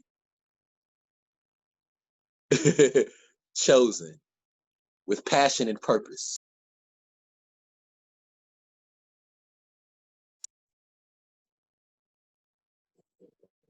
Give me 1 second too, okay? Hold on 1 second.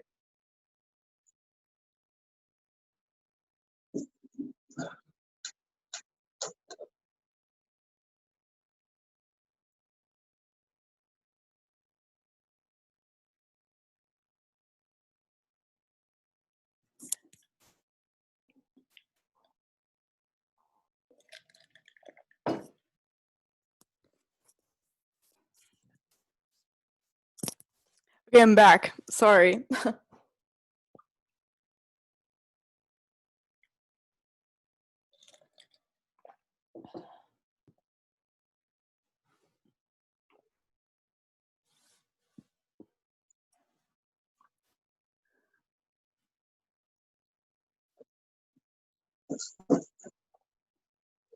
Yeah.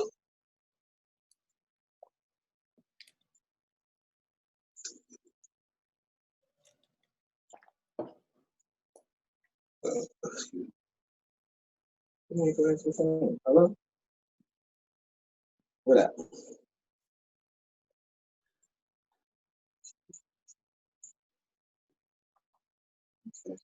Let me hit you back in a little bit. I'm in the middle of an interview.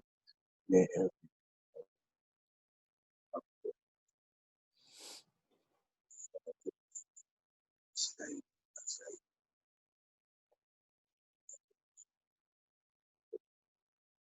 Zoom.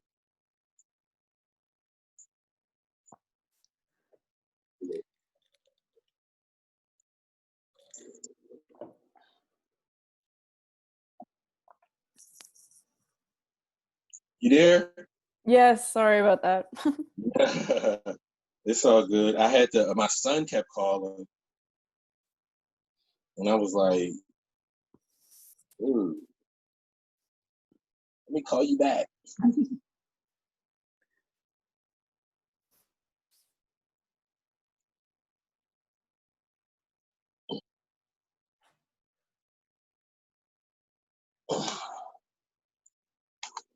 It was such a good poem. I was like, don't stop. Like, keep going. Well, I'll go back over it a little bit. So I'm actually recording myself too.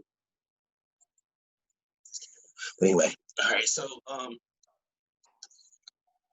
guess I gotta start from the beginning. I gotta start from the beginning. No, it's cool.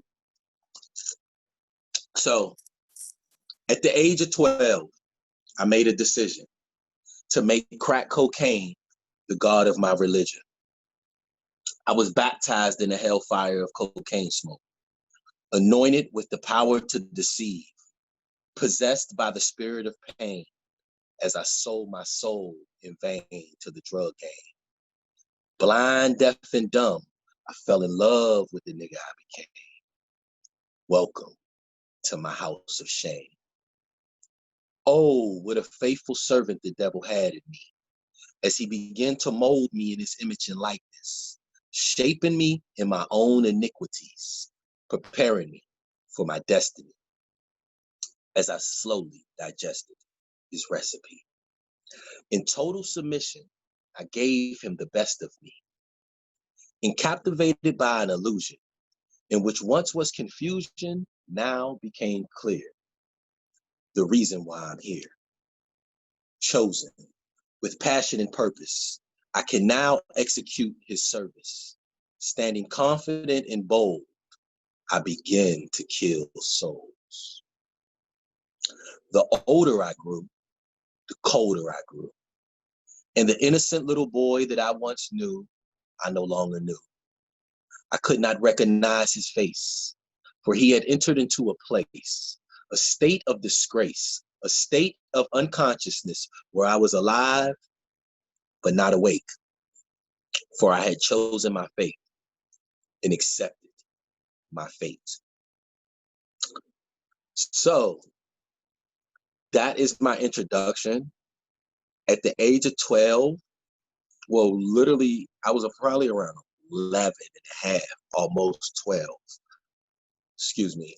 Yeah, I was about 11, 12 years old when I was introduced to crack cocaine.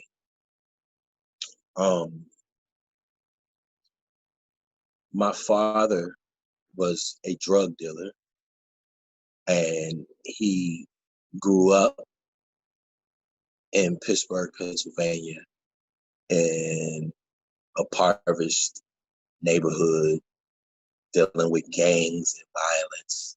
And he, at a very young age, gave into that street life, dealing with his father not being active in his life, being an alcoholic, and the cycle of this destruction started there with my grandfather, um, and continued on from my grandfather down to my father, down to me. Um, my father was a very successful drug dealer, who had a very successful drug ring where he was responsible for a lot of drugs coming into the city of Pennsylvania and going out of the city. Cocaine, marijuana. And this was the life that I was born into at a young age, born into. So at a very young age, as a child, I witnessed just this appeal to a lifestyle um, that was very attractive, uh, not really knowing that there was something wrong with the lifestyle. When you're born into it, it's just like when you're a racist and you're born into racism and you don't really know that there's something wrong with being a racist. You just think that that's how it's supposed to be. You're supposed to be like this. Is what you're supposed to do. You know, it's like that, like being born into being a nigga. And you start to believe that this is what niggas do. This is what I'm supposed to do. And I developed that belief very, very, very young. And watching my father have that belief instilled even more confidence in my belief in me. So at a very young age, you know, my parents decide to move and to get out of the city of Pittsburgh. And that was the biggest blessing that I can actually say for my family and my life, that we left a very dying city, a city that was being flooded with drugs, cocaine, and guns, crack, guns, and gang violence. My city became the first known Crip blood state outside of Los Angeles. So outside of Los Angeles, the Crips and Bloods spread out throughout America, but Pittsburgh, Pennsylvania, which we call Pittsburgh, Pistolvania, you know, and that's where Max is from actually too. Adrian's from the same place that I'm from. It became a very, very bloody place of violence and murder. And I was just very fortunate to be one of the ones who escaped death, the trap there, because it was definitely a trap. All my friends, most of them are dead there and in prison there. So we came to Northern Virginia because my grandmother lived in Northern Virginia. You know, most people wonder how I got here. I got here because my grandmother lived here, and it was a refuge. It was somewhere where we could run to. It was somewhere where we can hide. It was somewhere where we can get away from that image, that life of pain, and come to the suburbs. And you know, we used to come out here for the summertime. In the summertime, me and my cousins, and play sports and things like that. But we just didn't. We never really wanted to live here. It was like a getaway. So when it was time to move here, it was like I regretted it. I didn't want to live here. I didn't want to move here. I went to an all-black school. I had all my friends were black. I had one white friend, and he had three sisters. And they lived in the ghetto. They lived in the neighborhood. They lived in the hood. And we didn't really, we knew they were white, but we didn't see them as any different than us. They were accepted among us, and they lived among us, and they were the only ones that were there, really. And it was really interesting because I didn't know, it wasn't anything wrong with it. It wasn't in them. I didn't really acknowledge that, like, what it was until I moved here. And when I got here in Virginia, in Reston, in Herndon, I went to school, and I was the only Black kid in my school, even though there were Black kids in the school, in my classroom. I was the only Black kid in my classroom, but there were Black kids in the school, but I was the only Black kid in the class. So it was a cultural shock. I came here in the 4th grade. I was supposed to be going to the 5th grade. So when I came here, I was tested because when I was in Pittsburgh, I was actually expelled in the 4th grade. I was kicked out of school in the 4th grade from an elementary school called Kelly Elementary School in Pittsburgh. For what? And I was kicked out of school because so I went through an experience in elementary school that traumatized me for life. I was very severely beaten and abused physically by my teacher. So in the 4th grade, my teacher, she was an alcoholic, and she was about 220 pounds. And back in the 80s, you were allowed to paddle kids in school. Kids were allowed to be beat in school. And these beatings were administered by teachers and the principal. And in class, you got beat. You were allowed to be beat 3 times before you actually had to go to the principal's office and be beat again. So it was very ritual in my school for us to be beat. I suffered from a learning disability that I wasn't aware of yet. So when I got to Virginia, I was finally diagnosed with dyslexia. When I was in Pittsburgh, I wasn't diagnosed. So I was severely punished and beat for not being able to read or write. My dyslexia was severe. I couldn't read. I couldn't spell. And I had a very, very hard time writing. So in Pittsburgh, I was punished and beat for it. So I grew and developed a degree of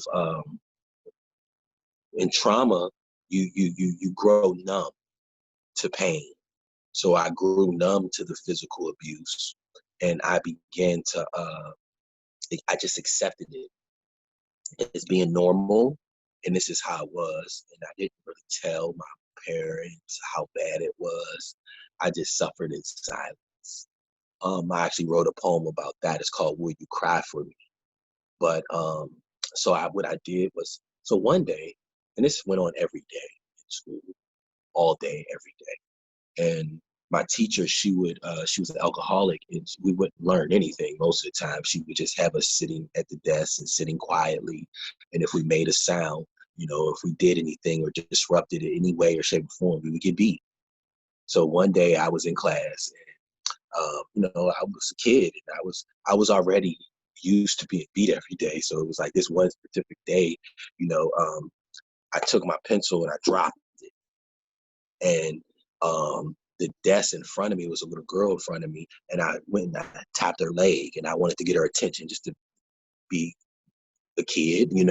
I was bored. We was in class, and the next thing you know, before I knew it, my teacher was standing over top of me. And she said, go to the front. And we used to get beat in front of the class.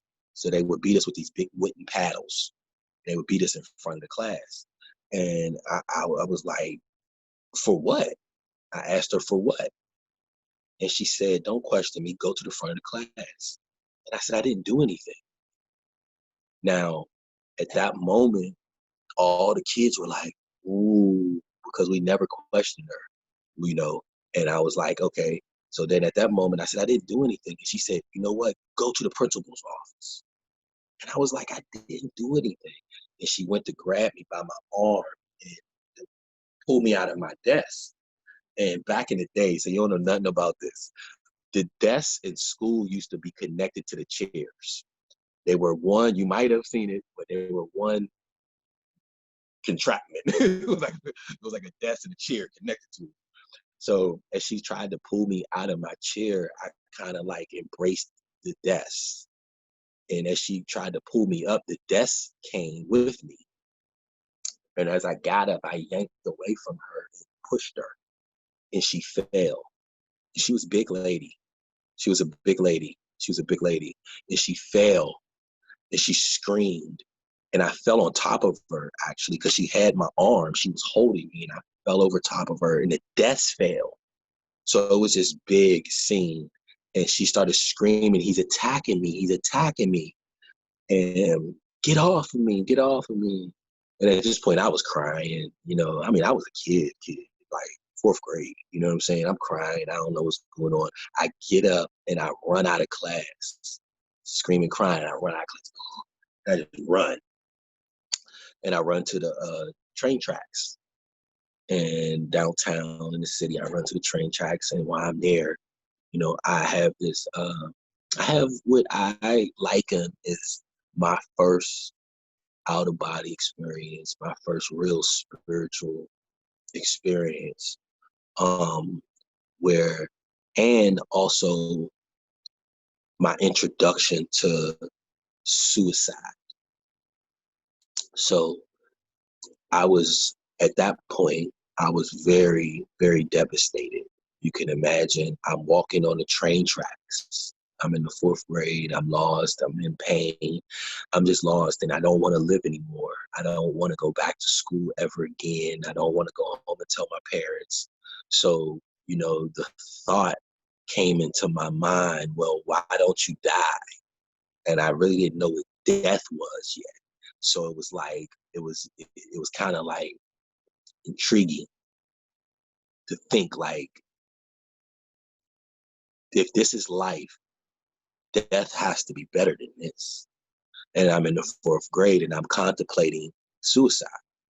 And I'm walking on the train tracks and the train comes, and the train's probably about 100 yards, 200 yards away from me. And the train track is vibrating and I can feel it, and I'm just walking. And as a kid, I remember how I stopped thinking and I just was present at that moment. And at the moment when I stopped thinking about whether I was going to do it or whether I wasn't going to do it, whether I would go home, whether I was going to do it, I just stopped thinking about everything.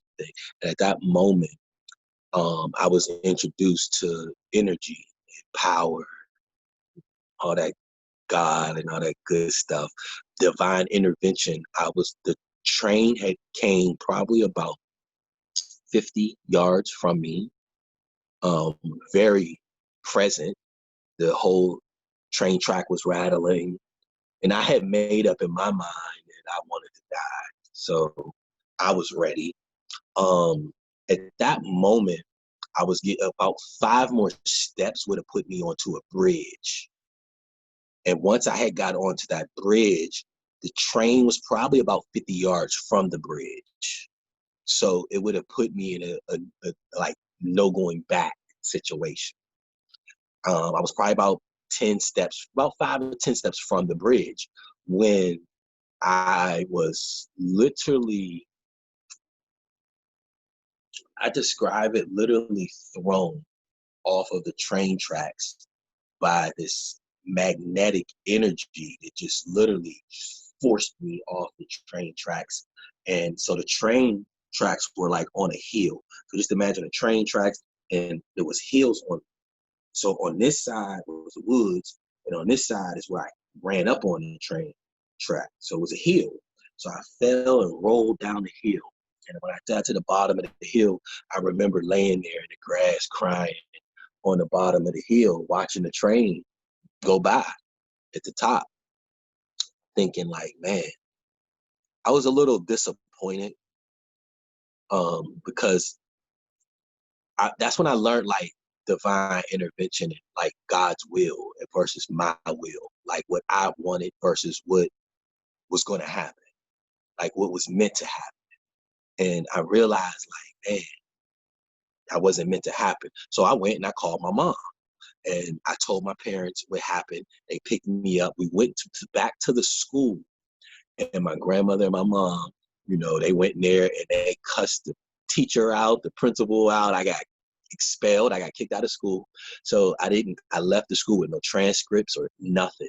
And I was just out of that school. My mom was like, you're never going back to that school anyway. And it was crazy. So that started my journey to come to Virginia.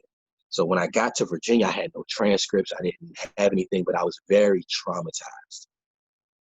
And when I got to Virginia, they put me in, I was in elementary, I was in Hutchinson Elementary in Fairfax County, Virginia, in Herndon. And when I got in there, they tested me and they labeled me LD and they labeled me with dyslexia. And this is where I discovered that I had an actual learning disability and that I had to live with and fight through. And that was just a whole nother aspect of my life that just, I'll just briefly go through this stuff because they're so in depth, you know. But in the fourth grade, I was placed in, I was, in the 80s, they would throw all the kids with autism, with any type of mental health issue all in one classroom. And it would be about 10 of us in the classroom. And I would be the only one in the classroom who actually looked like I was sane. All the other kids looked like they had a problem. So my problem wasn't visual, so you couldn't see it, but it was very severe. And it taught me a lot. That journey through that taught me a lot. But what it did at that time, I ain't learned what it taught me. I believed that I was dumb, that I was retarded, that I couldn't learn. I didn't know how to spell my name, Abraham. I didn't know how to write my last name, spell my last name, Henderson. And I told everybody my name was Lee, Lee, because that was my middle name and I could spell that. And I was comfortable with that. So I hid my name from people. And then I would hide in the bathroom when the bell would ring and we all be in the hallway. I would go to the bathroom right before the bell rang. So all my friends would go into class and I would go in the bathroom and hide in the bathroom. So none of my friends and my peers would see me walk into the classroom with the slow kids. And I lived my life in a state of shame and insecurity. And it was so severe, the anxiety and the depression that developed from that place caused me to just dwell in darkness all the time. By the time I was in the fifth grade, sixth grade, I was very suicidal. I was very depressed. I was full of anxiety. The more I tried to learn, the harder it was every year. So by the time I was in the sixth grade, I was at a place where I was ready to give up because I went to summer school every year, every summer, and I went to therapy, and none of it was helping me. And it was just like, you know what? I can't do it. I cannot read. I cannot spell. I cannot write. I quit. And I literally remember the day leaving my my summer class, my summer teacher. She was the one who really helped me.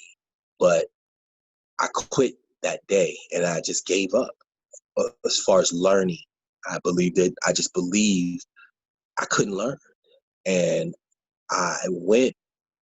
So at the time I had friends, and I lived in the area, Herndon. You're familiar with this area, Herndon, Ruston. It's a predominantly white area, but at the time it was just white and blacks. It wasn't a lot of Spanish here. Wasn't a lot of Asians here. And it was just like black and white. And there was nothing really in the community for black kids. And, at the time you had an area called Eldon Terrace and an area called Jefferson Mews. And actually Adrian used to live in Eldon Terrace. And this was like our projects. And even though we were in Fairfax County, which is considered the richest county in America, you know what I'm saying? They still had projects, and the poverty level was very low. even though it was the richest county in America, there were a lot of poor people in the community. Hold on, let me get my phone. Needs to get on the charger. So with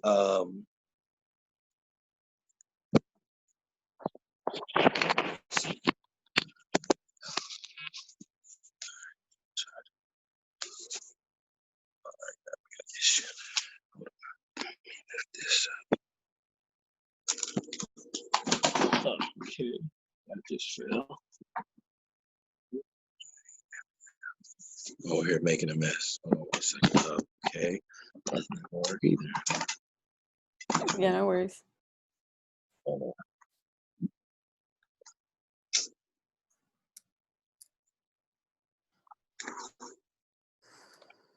All right.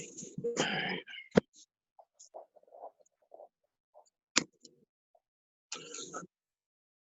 All right. 2 seconds. I'm almost back.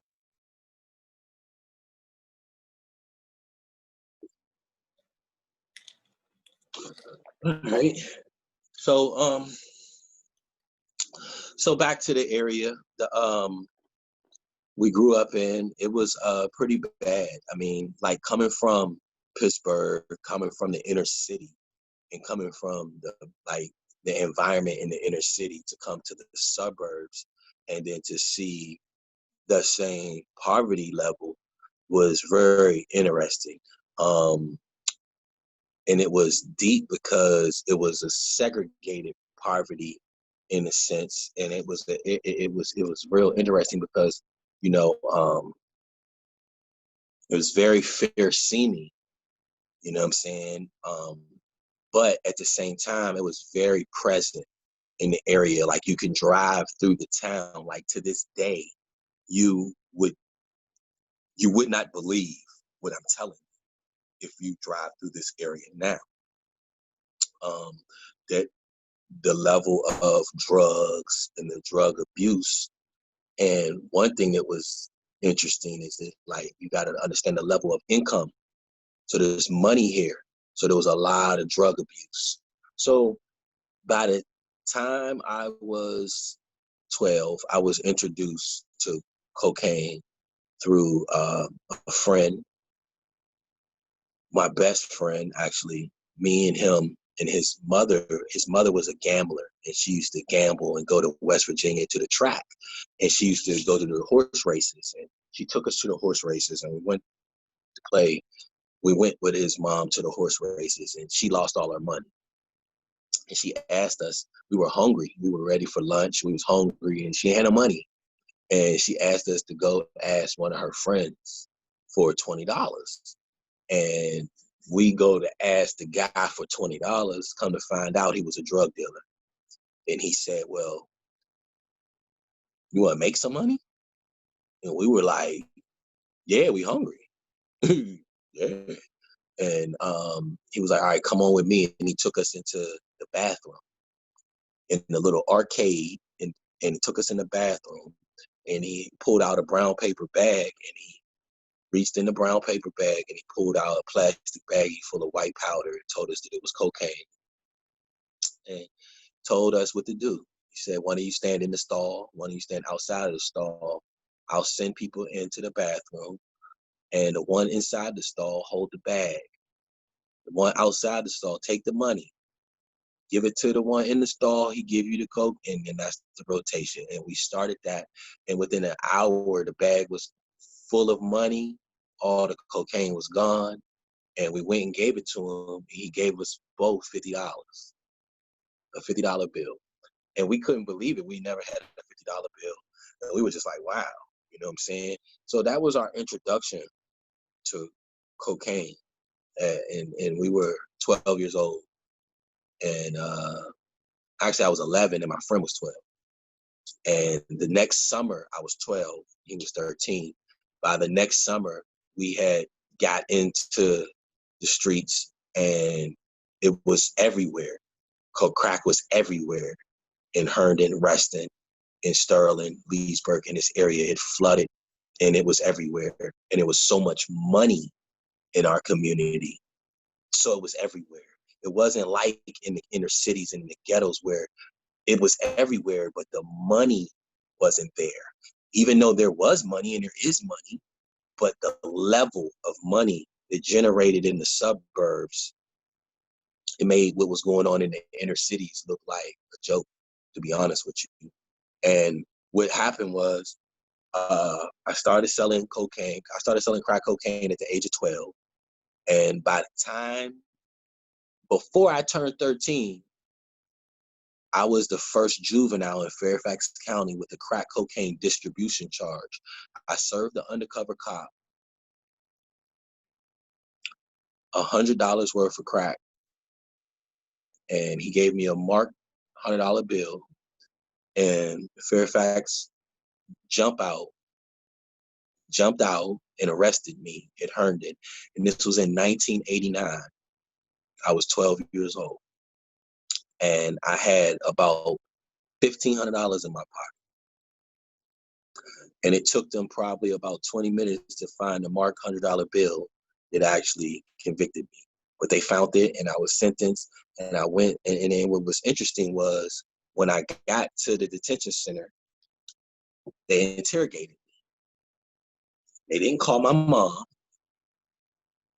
First thing that was illegal, they questioned me and interrogated me without the presence of an adult. They interrogated a minor, and they questioned me, and they threatened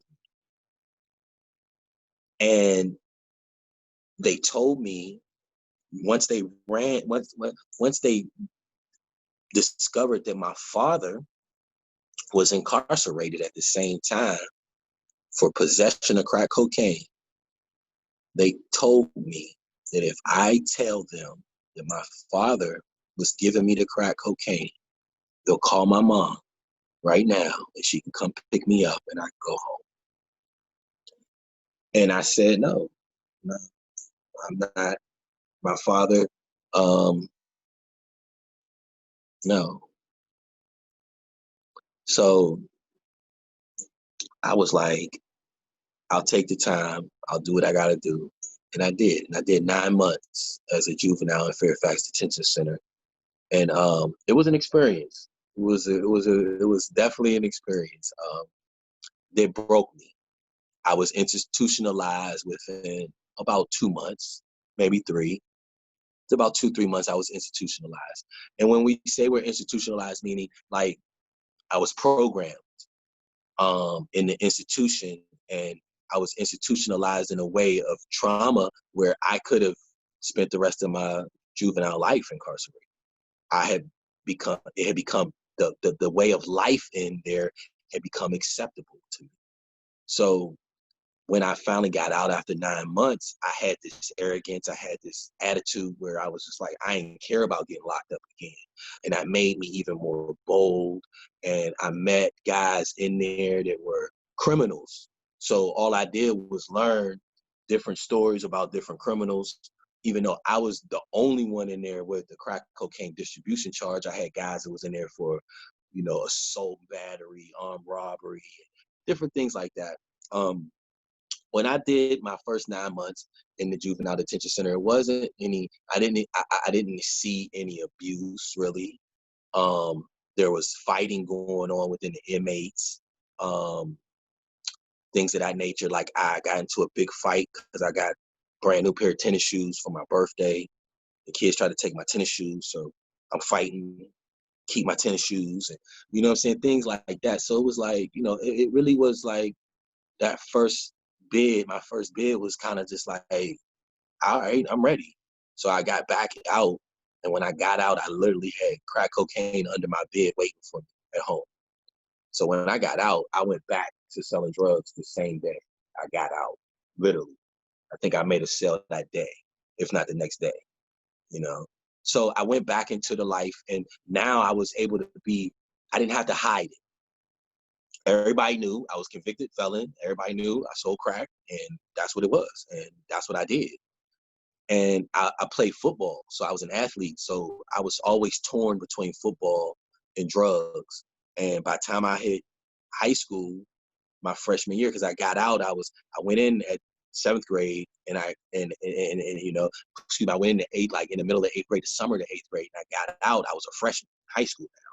You know what I'm saying? So now I'm like, all right, I'm ready for the big leagues. I'm in high school, a drug dealer. I'm just loving life. You know what I'm saying right now. Well, Is little this did I, Herndon High School? this is Herndon High School. Yes, I graduated from Herndon High School, so I'm in Herndon High School. And at the time, we're at the climax of 1990, and we're at the height of the drug epidemic all across America. Now, my story is really about telling the effect of the crack cocaine epidemic on the Black community, not just in the ghetto, but in the suburbs too, because we suffered here as well. And my firsthand experience of that story, where my mother and both my father had battled with the crack cocaine epidemic. It split my family up. My father and my mother divorced. My father got strung out on crack. My mother overcame her addiction and became a full-time parent and worker, which caused my mom not to be home, and my dad wasn't home. I'm going to school with dyslexia, hiding in bathrooms from people noticing that I can't read and write. So now I'm already a drug dealer. So now I'm really engulfed in this. So one day my dad called me up on the phone. He asked me if I could get him $100 worth of crack because his friend wanted some crack. Some guy that he worked with. My dad had his own painting business, home improvement. So I said, let me see. I'll hit you back and let you know. So I called one of my best friends and I said, man, my dad just hit me up and asked me for some crack, for some coke. And he was like, well, look, you better get that money, because if you don't get the money, he gonna give it to somebody else. He said, was it for your dad or is it for his friend? I said, I don't know. He asked me. I was like, I don't know. So I said, okay, well, look. So I go to see my dad, and his friend ain't with him. My dad is by himself. So I said, all right. So he gave me the $100, and I gave him the $100 worth of crack, and that started a relationship between me and my father with crack cocaine. That went on for about a year before it got really bad. So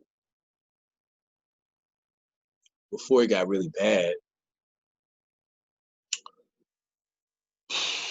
I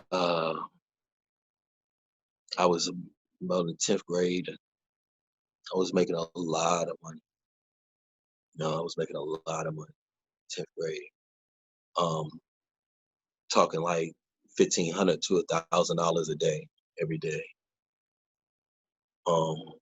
Didn't know what to do with the money. We were kids.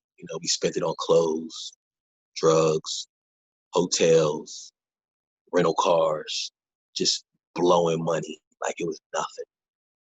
There was so much money out here in this area with crack cocaine and drugs because the addicts had good jobs, all of them. White, Black, Spanish. I had served every race, and I seen that all of them, they all had money all the time. And when they didn't have money, they had something very valuable to trade you for your crack, whether it was jewelry, whether it was their house, whether it was their car, whether it was sex, whether it was, it didn't matter what it was, they were willing to give their soul for this drug. And we were kids and we didn't know the depths of this and the control that we had over people's lives.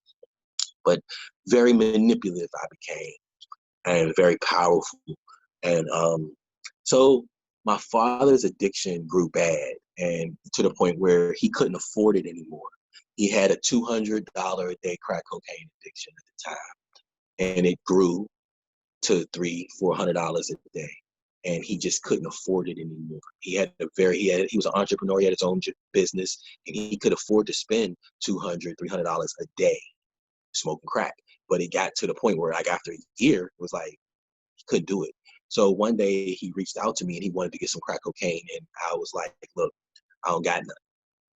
And he was like, well, hit me when you get some. And I was always like, I don't got none. Then it was like, can you front me some? Can you give me some up front? I'll pay you tomorrow. I'll pay you. And I would do it, and he wouldn't pay me back. And then I would be like, look, I can't do it no more, man. You owe me money already. You know what I'm saying? I can't do it. And then it was like, well, I'm your dad. And then it was like, now you got the guilt now of your dad type of thing. And it's like, now I feel guilty. So then I give it to him. And then it'd be like, no, I can't do it. I can't keep doing this. I don't care if you're my dad. I can't do it. So what eventually happened was one day my father broke into my house, my mother's house. And he knew where I hid my drugs because he was the only person that I would trust to come into my bedroom, and I would serve him from my stash. And one day I went to go to my stash to make a sale, and my money was gone and my crack was gone. And the only thing that was left was my gun. And I just could not believe what had happened. And I knew that he was the only one who knew where it was. So at the time he was homeless and he was living in a hotel in Herndon. And I went to the hotel to confront him, and I took my gun and I went to confront him, and he wouldn't answer the door in the hotel. So I eventually kicked the door down of the hotel room, and I went in the room, and the bathroom light was on. The room was empty, and his briefcase, he was a businessman. His briefcase was on the bed. I knew he was in the bathroom. And before I knew it, he walked out of the bathroom in a cloud of smoke. Cocaine smoke is very thick. It's like it's like a mist. It's so thick that it's like, it's a cloud. You can actually lose yourself in a cloud of cocaine smoke. You can't even see a person. And he walked in, he emerged out of this cloud of cocaine smoke, very calm. And he asked me what was wrong. And at that point, I was screaming, I was crying, I was yelling, give me my money, give me my shit. And he was denying everything. And this denial caused me to go into a rage even more. And he was manipulating me, which was causing me to enter into another state of rage. And by the time he walked up on me and was about 4 feet away from me, he started to convince me that maybe he didn't do it. And at that point, I was the straw that broke the camel's back because I knew he did. And he had manipulated me once again, and I just couldn't take it anymore. So I pulled out my gun to kill my father. And as I was pulling the gun around from my waist, it was behind me in my pants. And as I was pulling the gun around, the gun was about right here. If you can see, the gun was about right here. And I had closed my eyes when it got right here. And my dad seen the gun, and he said, "What do you have, your gun? What are you gonna shoot me?" And at that moment, I literally closed my eyes and I heard the gun go off, and I seen the bullet hit my father in the forehead, and I seen my father fall. And as I seen my father fall, I opened my eyes and I was pulling the gun around, and the gun was coming up about right here. And out of nowhere, someone came in from behind me, bear hugged me, and they clenched my whole body and had me pinned down, and they picked me up and they dragged me out of the hotel room. And it was this guy right here. It's this gentleman right here in this picture. It was him. He's my angel. He's passed away. He's dead now. He's transitioned. He was the one who came in the room to save my life, save my father's life, and set my life in motion for me to be where I am today to tell and share my story. Because if not, I would have been telling this story from my prison cell to this day. So how I told my story, I told it through a glimpse. And I told it from a perspective of what I seen when I closed my eyes right before the trigger went off. And right before I shot my father, I seen everything happen. So my book opens up with that poem, The Crack in My Cross, and it goes into this darkness of me murdering my father and being convicted. It was 95, I think 1994, I can't remember the year, but my story goes into me being convicted and being one of the first children convicted of first degree murder in Virginia and in the country. And my case was worldwide. It was very big in the story. So my story just, it houses just the process of me going to court, just the whole journey of me dealing with murdering my father, because I say in my book how, like, you can give me time, you can sentence me to life in prison, but nothing will bring my father back, and nothing you can do to me will help me heal from taking his life. And so there's nothing you can do to me. Like, you know what I'm saying? There's nothing you can do to me. If you guys give me the electric chair, maybe, you know what I'm saying? Because I had to fight that, because I had to fight a death sentence at the age of 15 from the juvenile justice system, because I was being charged as an adult. So right before this experience happened to me, before I actually, this experience right before it happened, I made a decision that was like really interesting. Like, I had decided to stop selling drugs. So right before me and my father's relationship, as it started to like develop and everything was going wrong, like wrong now, I had made a decision, you know what, I don't want to do this no more. I want to get out of the drug game. I want to play football. I was a football star. I was starting varsity in the 10th grade. And I was like, you know what, I'm going to stop selling drugs. So I had that summer, I sold drugs all summer, and I made all this money, saved my money, went shopping, bought all my school clothes. And I was like, look, I'm going to get on the straight and narrow. I'm going to go to practice. I'm going to go to school every day. I'm going to do the right thing. And one day I'm in school at Herndon High School, and you know about go-go, we used to go to the go-go's. So I had went to the go-go the night before, and I went straight to school from the go-go. So I had the clothes on that I had on at the go-go that night, and I had a knife on me, because I used to carry a knife and a gun. And I didn't take my gun to school, but I had the knife on me, and I forgot it was in my jacket. So I'm in class that morning, and I get a pass from the office saying that the principal wanted to speak to me in the office. I'm like, well, what's wrong? Why? So I go up to the principal's office, and when I get to the principal's office, I go to open the door. And when I go to open the door, Fairfax County Police are in the office. And I'm like, what's going on? And they say, well, are you Abraham Lee Henderson? And I say, yes, sir. And they say, well, put your hands on the desk, because you're under arrest for distribution of crack cocaine. And I'm like, what? I said, oh, no. So I back up. So now they're getting aggressive, and they're coming to attack me. And then, so I'm like, no, hold on. So I'm trying to like stop them from handcuffing me. Next thing you know, they handcuff me, slam me on the ground, on the desk, handcuff me, slam me on the ground. And the principal was kind of like trying to tell them to be gentle with me, but they're just roughing me, and I'm fighting back. And then they're at that point, and then they search me, and they found a knife on me. So then they started freaking out about the knife. Then the principal, then that was even more reason for the principal to be like shocked, and like, because a rumor went out that I carry a gun, so they thought I had a gun. Because when I went in there, they had guns drawn. When I went in the office, the police had their guns drawn, because a rumor had went out that I carried a gun, so they thought I might have had a gun on me. So I got arrested. I did not remember serving an undercover cop. So I did not remember I was under investigation for a couple months, and I had served the undercover cop, and the undercover cop, I thought the guy might have been an undercover, so I stopped serving him.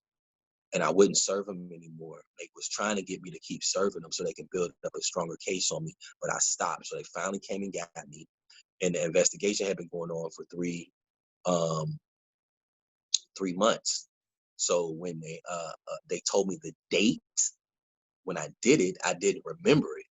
So what happened was Fairfax County Police arrested me, and they took me to the border. And I don't know what's going on. And they sitting me, I'm in the back seat of the police car. And next thing you know, before I know it, Loudoun County Sheriff pulls up, and they escort me into Loudoun County's custody. So now I'm like, I don't know what's going on. So then they take me from Loudoun County to Loudoun County Jail. So I'm 16. They take me to Loudoun County Jail. I do 2 days in Loudoun County Jail. Then they send me to Luggetsville, Virginia detention center. And I'm out there for a week. And then I come back in to Loudoun County and I go to court. No, excuse me. Yeah. I go to court in Loudoun County. Now this is my second cocaine charge. My first was 12, the second, now I'm 15. This is my second cocaine charge. I was 15 because I turned 16 and locked up again. So I had both those birthdays, 13 and 16. I was incarcerated for my birthday. So when I was 16, so now I'm locked up again. So they're trying to get me to admit to this, and I won't. So because I don't remember it. So I eventually got convicted because I got transferred to Landmark. That's when I went to Landmark Detention Center from there, and from Leesburg, and I went to court and I got convicted.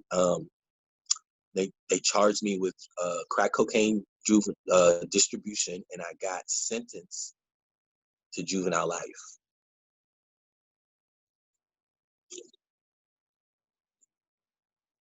No, was this, you might have already said this, was this after the incident with your father? Yep. Okay. So after that incident had happened, they intervened. This when this, like, all that happened after. Like, it was like the karma for me. It was like, now I'm locked up. You know what I'm saying? And I have juvenile life. And as a juvenile, I didn't know what juvenile life was. I thought it was juvenile life.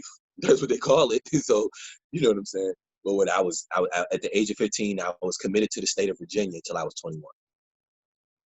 And mentally traumatized. Didn't understand what that meant. It took a long time for me to grasp, the concept of what that actually meant.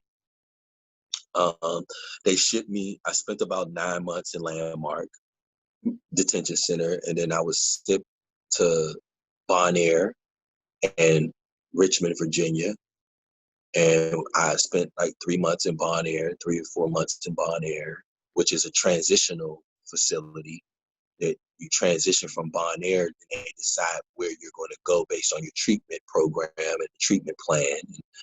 But during that time, all the facilities were overcrowded with young Black men with cocaine distribution charges and drugs and guns and murder. So everything was full and packed, and everything took longer. The whole transitional period it was supposed to be a month. Mine took 4 months. By the time I was transitioned from there, I had friends, and it was a good thing that it took so long, because I had a friend who had a similar charge and was transitioned out of there to the facility. Now, there were 3 facilities. There was Natural Bridge, Beaumont, and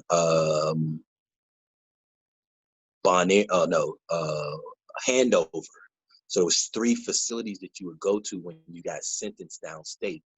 And one of my friends, we were all going to Beaumont, which was basically the confined prison, then for juveniles, and then it was for the older juveniles, and then Handover was for the younger juveniles, and then Natural Bridge was the facility that was not confined.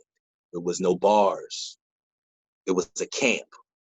So one of my friends got sent there, and he wrote me a letter. And he told me everything that he did in his treatment program to get them to send him there. There was hope. There there was hope for you to transition and get out before you were 21. But they didn't tell you this stuff. You see what I'm saying? So it was like, my friend told me this. So when I went to my evaluations, I was tipped off with certain things to say, certain things to do that qualified me to get to go to the less security facility. So I did that, and I got sentenced to Natural Bridge, Virginia, which was like 4.5, almost 5 hours away from here.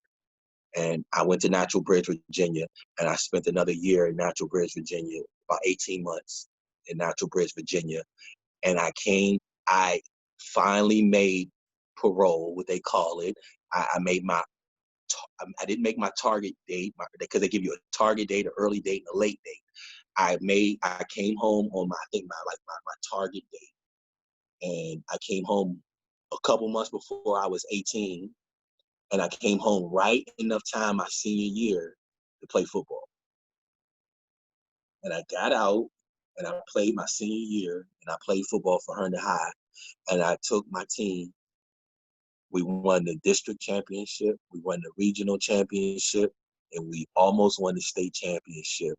I got hurt and I tore ligaments in my knee and I couldn't play, and we lost. And Annandale won the state championship, and they beat us, and they won the state championship that year. And that was like, and then, my story gets interesting right there, because from there, it was hard because it was like no school now. I can't play football. I'm a felon.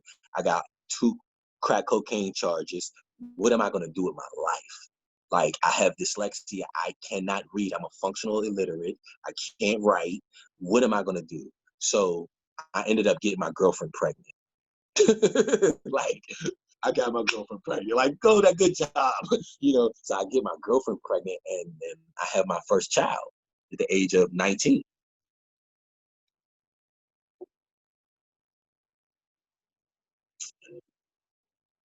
And that was the beginning of everything for me. That, like, I'm where I'm currently am now. My daughter's birth.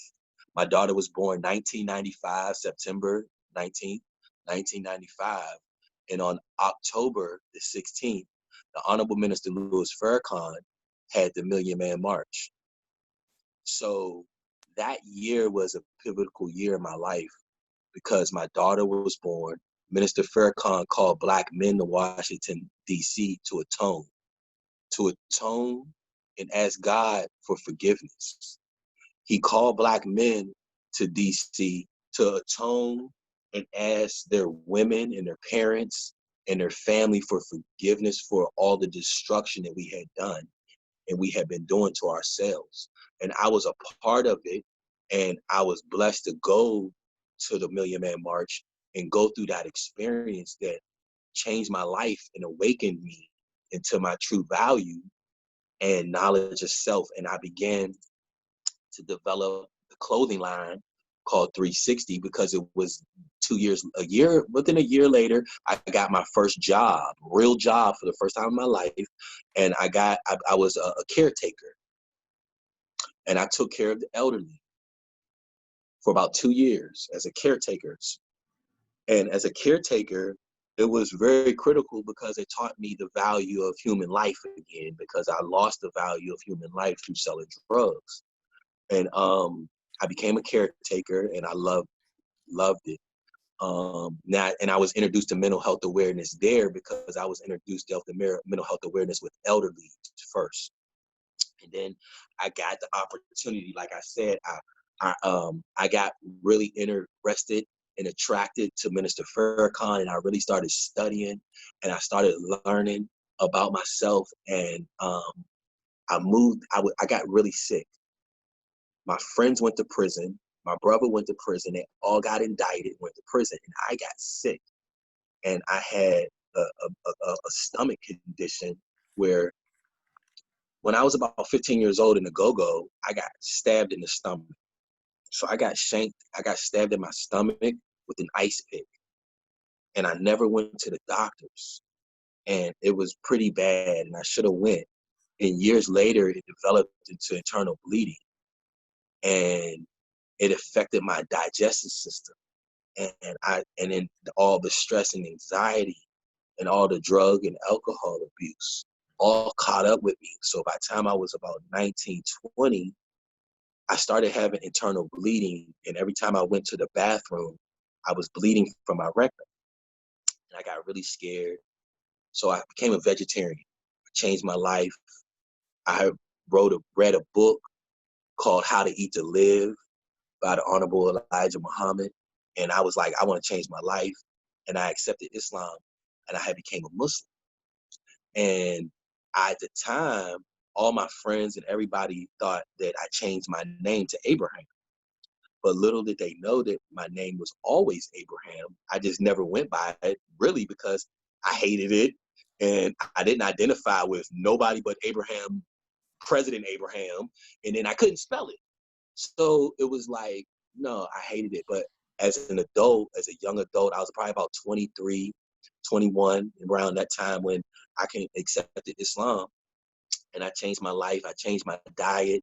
And I began to study and learn and study history and learn all this stuff about history and slavery and all these things. And I'm like, wow, all this time as a kid, I was out here killing myself, killing my people, killing my father. And I didn't know about lynchings. I didn't know about Emmett Till. I didn't know about burnings. I didn't know about being sold on an auction block. I didn't know about 400 years of slavery. I didn't know none of that. So it was like I couldn't believe that I had participated in so much destruction to my family and to my people, and not just Black people, because I served crack cocaine to a lot of white people, and a lot of other races too. So it was like, I felt so much guilt and so much pain. So it was like I committed my life to changing my life and then giving back to my community, and vowed that I'll spend the rest of my life breaking this cycle of the self-destruction and this image of the Black man and this image of young Black men. And I will spend the rest of my life redefining who I am and redefining who we are as Black men. And I will commit to that. And I did. And I got really sick during that time, to the point where everybody thought I was going to die. I lost about 65, almost 70 pounds. I went from about 215, 20 pounds to about 150. And it was traumatic. And I went to every hospital in Virginia, and I couldn't get health insurance because I didn't have a job, and I had a pre-existing health condition, and they didn't offer health insurance for people with pre-existing health conditions. So I couldn't get treatment. I went to Maryland. I went to Howard. I went to all the hospitals because I was dying. I couldn't eat. Every time I ate food, I would get sick, and it would run right through me, and I have to go to the bathroom, and I would bleed ferociously. And I had these abdominal pains where it felt like somebody was stabbing me in the stomach every time. The pain would increase. And so what I did, my mother and my grandmother said, you know what? We should send him back home to Pittsburgh, get on welfare, and get Medicaid and get him treatment. Because if not, he's going to die. And I had became bedridden and depressed. And I was little did I know that I was getting mentally more sick mentally than I was physically. But my mental condition was causing my physical condition to get worse. I didn't know that. So what kept me going was Minister Farrakhan was suffering at that time from cancer. Most people don't know this about him. They don't know his story. But Minister Farrakhan was fighting a battle of cancer, and he was dying, literally. And I heard a lecture from him, and he talked about his symptoms and everything he was dealing with and living with and fighting through. And about 80 to 90% of his symptoms matched mine. And I couldn't believe it. And to see his power and strength of him fighting for his health and fighting for his life, health-wise, fueled my fight for my life. On top of the knowledge and wisdom and understanding that he was teaching health. And now I was dying and suffering from health. And I got to the hospital in Pittsburgh, and I went back home to Pittsburgh, and I started the process, and I got treatment, and I had my first surgery on my lower intestines. And what they discovered is that I had polyps that were hemorrhaging and bleeding. And we were grateful that they weren't cancerous and they could remove them. But they removed them using the oldest form of the procedure. Because I had welfare, I was on welfare, and because I was a Black man on welfare, they used the oldest form of the procedure, which is illegal right now. It is outlawed all across the country. This procedure was torture. Mom, I'm in the interview still. Yep. You can have your phone. Hold on.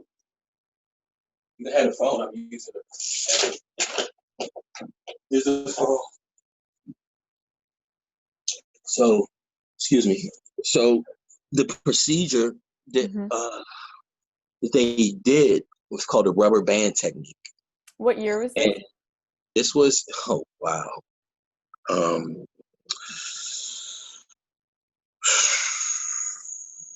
Jasmine, my daughter was probably 5.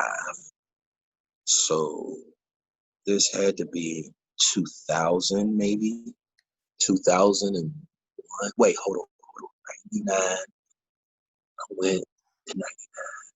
So like we're between like 2000 and 99, 2000, maybe 2001. I can't really be 100% accurate. Fine, yeah. But it was in Pittsburgh, and I was in a very prominent hospital, you know what I'm saying? Allegheny Hospital, very popular hospital. Pittsburgh is known for their medical field and their treatment, very, very popular.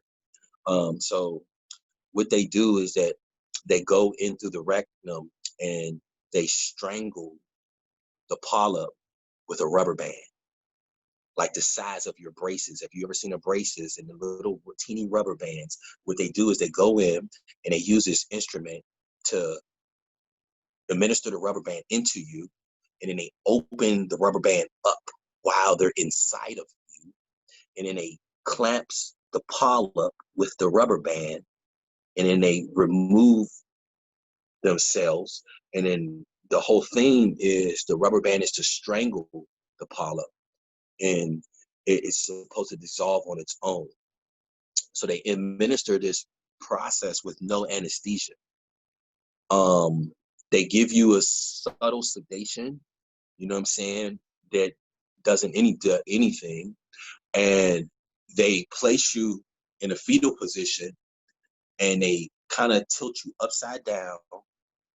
And the doctor who performed my procedure was doing, he had 2 students there. So he had, it was like, it was an experiment, in my opinion. You know, it was an experiment. You know, he went in and he lost the first rubber band inside of me, and I could feel everything. So they used this tool, almost like the same tool, you know, as a woman when you go to your gynecologist, what they use to open you, the tools. I don't know if they still use it or whatever they do, but you know, they use a tool to open you, to keep you open. And they use, and then they go in with the actual instruments. I went through all of this completely awake.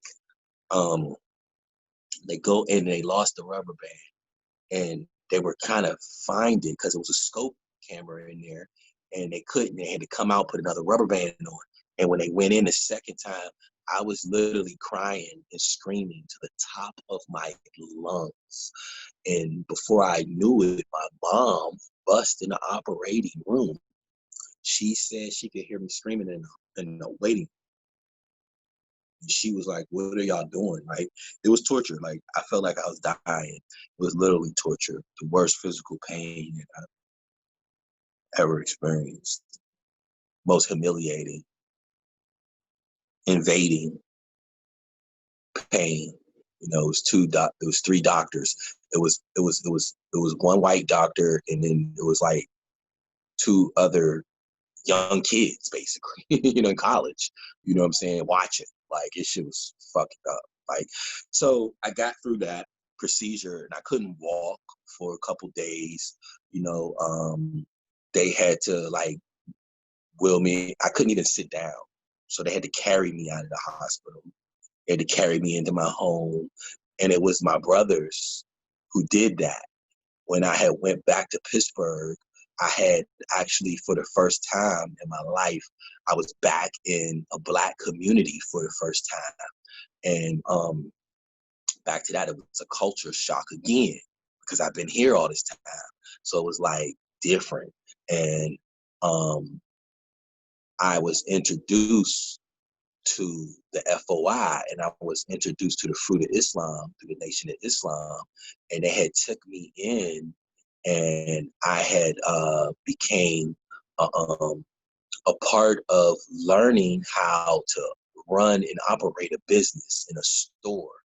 And I had these three brothers who just nurtured me, and they came to the hospital because the first surgery, I had two surgeries. So the first surgery, my parents and my family were there.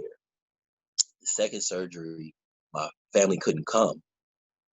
And at that point, in the middle of the very first surgery, right before I had the very first surgery, I flew to Chicago, and I seen Minister Farrakhan speak for the first time live. And when I came back from that experience, I met those brothers who really began to like take me under their wing and nurture me and teach me about business and economics. And it was like, I was like, oh, wow. And it was like, I teaching me another way to make money outside of selling drugs, even though they were introducing me to Islam, teaching me about Christianity, teaching me about religion. But they were, one of the things that really appealed to me is they were teaching me how to make money and how to take care of my family. And that was real like attractive. And so what happened was, before I knew it, my parents couldn't come back down for the next surgery. And they came to the hospital and took me from the hospital and carried me home and nurtured me. I couldn't use the bathroom, and I couldn't walk for a week, and they would serve me and take care of me and make sure I had everything that I need. And I just developed a strong relationship there. And, from there, I just grew. I ended up getting into the ministry, and it altered my life. And then from there, I got a phone call from my mom. I got better, and I had decided I was going to stay in Pittsburgh, and I was going to be in the ministry, and that was going to be my life. And I was going to. And at the time, I was in the middle of a violent battle between the Crips and the Bloods, and Law and Vice Lords, the Gangsta Disciples. The gangs were like flooding our city. So we were like really on a mission to civilize and bring some peace to the community. And like, I just left Herndon. So it was like, it was like intimidating and exciting at the same time. And it was like, I was a part of like actually doing that. And it was like life changing. Well, my mom called me one day, and we opened up a store in Pittsburgh. So my mom called me one day and was like, I need you to come home. And I was like, nah, I'm not coming home. I'm staying. She's like, I need you to come home because I have cancer. I have breast cancer. That is how I got back to Virginia. I came back because my mother had breast cancer. And when I got back to Virginia, it was another cultural shock again, because now I'm back out here, and I got this consciousness and this level of knowledge, wisdom, and understanding, and this vision. And I'm back in Herndon, where it's predominantly white. There's no Black presence. There's no Muslim presence. There's no consciousness presence here at all. So I'm like, what am I going to do here? What am I going to do? And at that point, it was like I had to focus my energy on saving my mom's life. My mom fought cancer, breast cancer. We defeated breast cancer. And from there, we built remember I told you we started the first Black-owned bookstore in Fairfax County, and that's how that came to life. It was called 360, and the first store that I had started in Pittsburgh was called The Original Man. So when we got here to Virginia, we called the store 360, and we started the movement, which later sprung a lot of everything that I am currently doing to this day. So how was your experience to go all the way back in the Natural Bridge camp? So my experience in Natural Bridge, wow.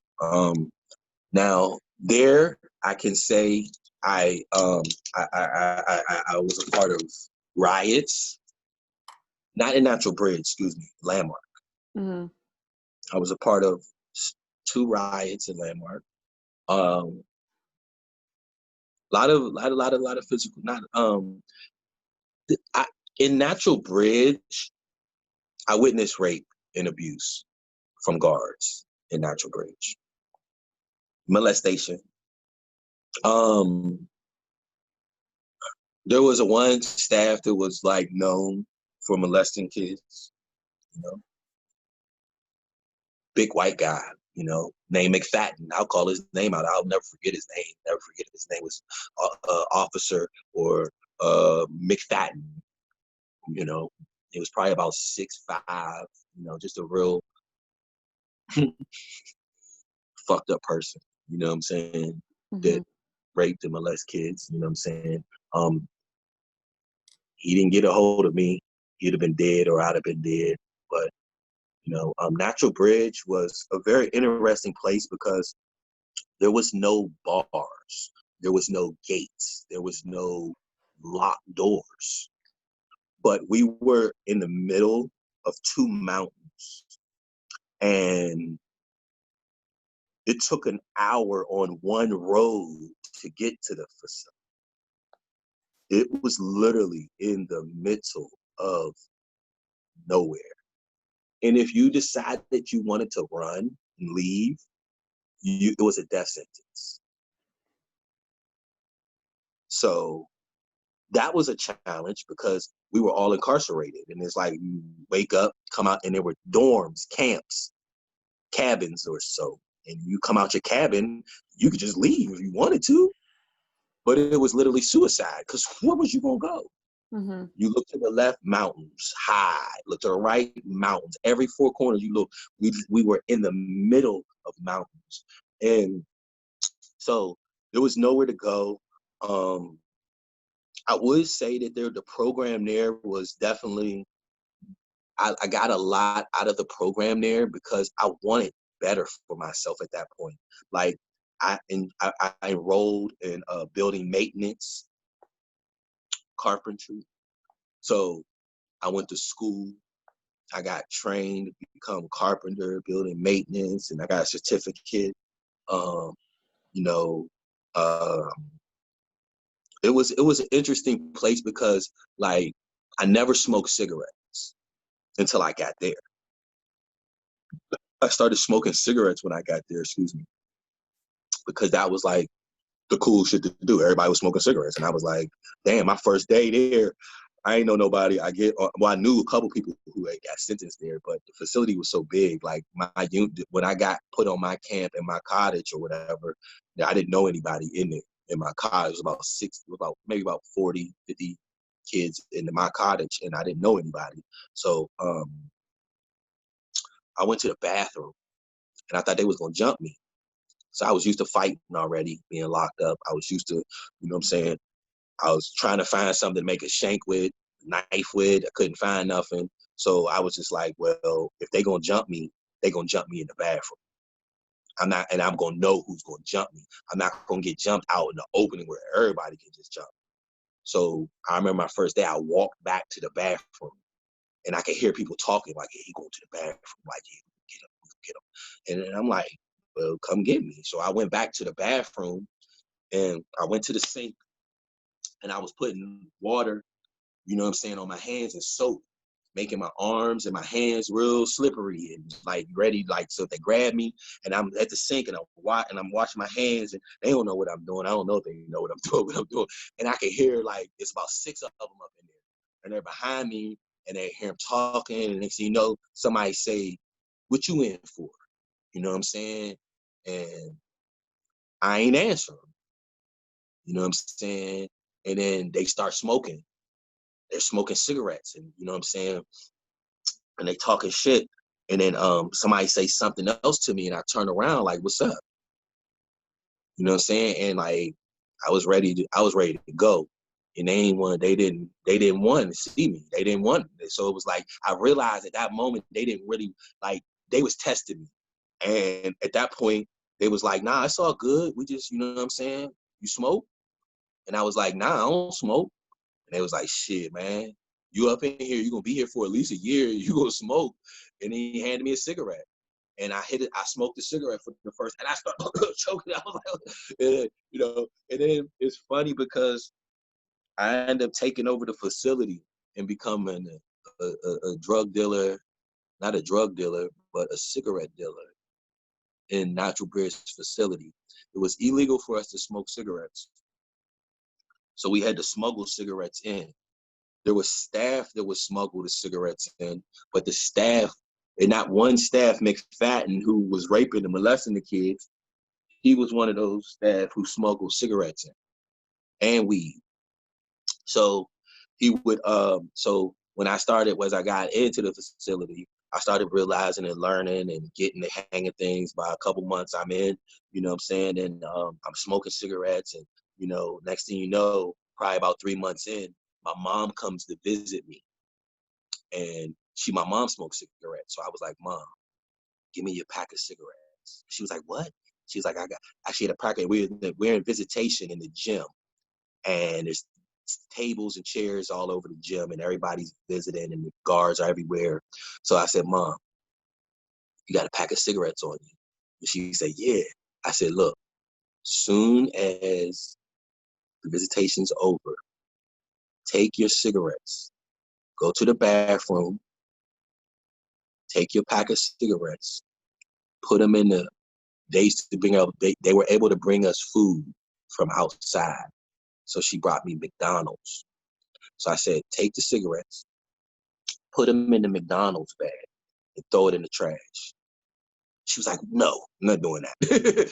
I was like, Mom, I need them cigarettes. I was like, that's my life right now. Like, I need to take control. Like, I need to get in the game. I need the cigarettes. And she did it. And I got my first pack. And from there, I took it over. And then before you know it, I had my mother smuggling in cartons of cigarettes into the facility. And I was selling cigarettes and running cigarettes in the facility. And, you know, but it was an experience. Definitely. Yeah. Okay. So, is there anything else, you know, you want to talk about in terms of facilities and like treatment of juveniles in facilities, or like anything else that you think? You know, nothing. I mean, there's so much. Like, I could talk about this stuff for days. So, you Yeah. know, forever, you know, but Right. more than anything, you know, we're just, you know, the front line, we're just really passionate about ending, like, breaking this cycle of juvenile incarceration, and Right. shutting these juvenile prisons down, you know, especially starting with the privately owned ones, you know, because that's where most of the abuse it goes on at, in these privately owned facilities. So I'm just, and I haven't been speaking out against that stuff lately, you know, because there's so much going on. So it's like, I really plan on going into this new year, really being a voice for the children. Our slogan for the front line is that we are the voice for the voiceless, and we're the hope for the hopeless, and we choose for the choiceless to be free. And that's like our whole mentality. Like, that's what we promote, we push. So, like, we're just like, if I can be a part of helping a young man or a young woman, and that's another thing that I haven't talked about that I want to end this with, is young women.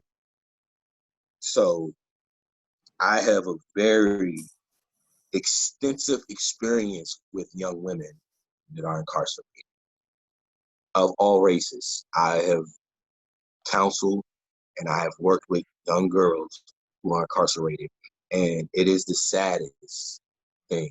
It's one thing when you take a man, a boy, but when you take a little girl, it's so sad.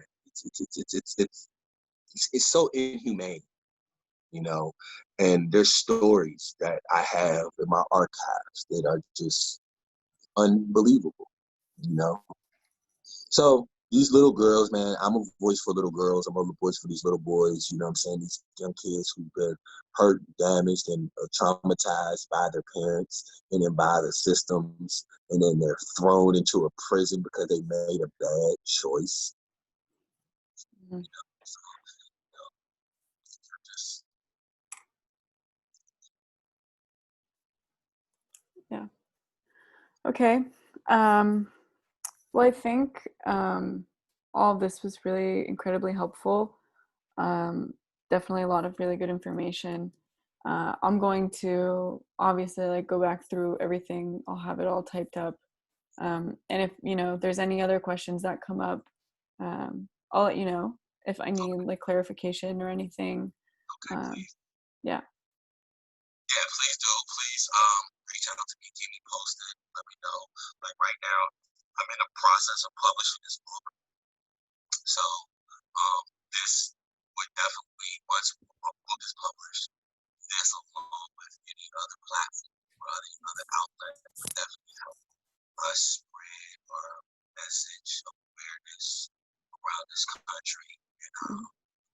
link up with like-minded people who Right. are serious and passionate about change. Right. So Yeah. thank you for Yeah. your time. You know what I'm saying? Yeah. I mean, at the end of the day, like it is a news project, but it's definitely a topic that was chosen because of how relevant it is still. And, there's just a lot going on in these facilities, especially because they're private, that we don't really know. You don't really know what's going on, and it's really hard to get that information out there. So having people like you who are so close with these, organizations and private facilities and things like that, being able to like shed light to the public about, what's actually going on and why, deferral programs are so much better for youth than actually locking them up or putting them in psychiatric wards and things like that. I think one question I'll leave you with, and again, it's fine if the answer is no, is if there's any person or youth that that maybe recently had an experience at a facility who might be willing to talk to us. Um, if not, Um, that's fine. And you don't have to answer right no, I now. mean I can so um so right now I'm in the process of reaching out to one of my kids who I met in a facility. He was in my program. He got out of the facility, got into the program on the outside. We were working with him. And in the midst of that, he had got a job at McDonald's and he was doing very good. And he's from Somalia. And this young kid, man, was incredible. And he made a bad decision. He got into an argument with someone at his job, and he went outside, and there was a white guy, and he started arguing, and the guy spit in his face, and the kid ended up beating him up, and then my kid pulled out a knife and he stabbed him, I think 2 or 3 times, and the kid ended up getting sentenced to juvenile life. So right now, I think he's either he came home just recently, or he's getting ready to come home. He might be willing to share his story. I can keep my eyes open and reach out to some of the kids that I work with to see if anyone is willing to share their stories. That's one of the things that the front line does is we create a platform for people to share stories and to share their pain.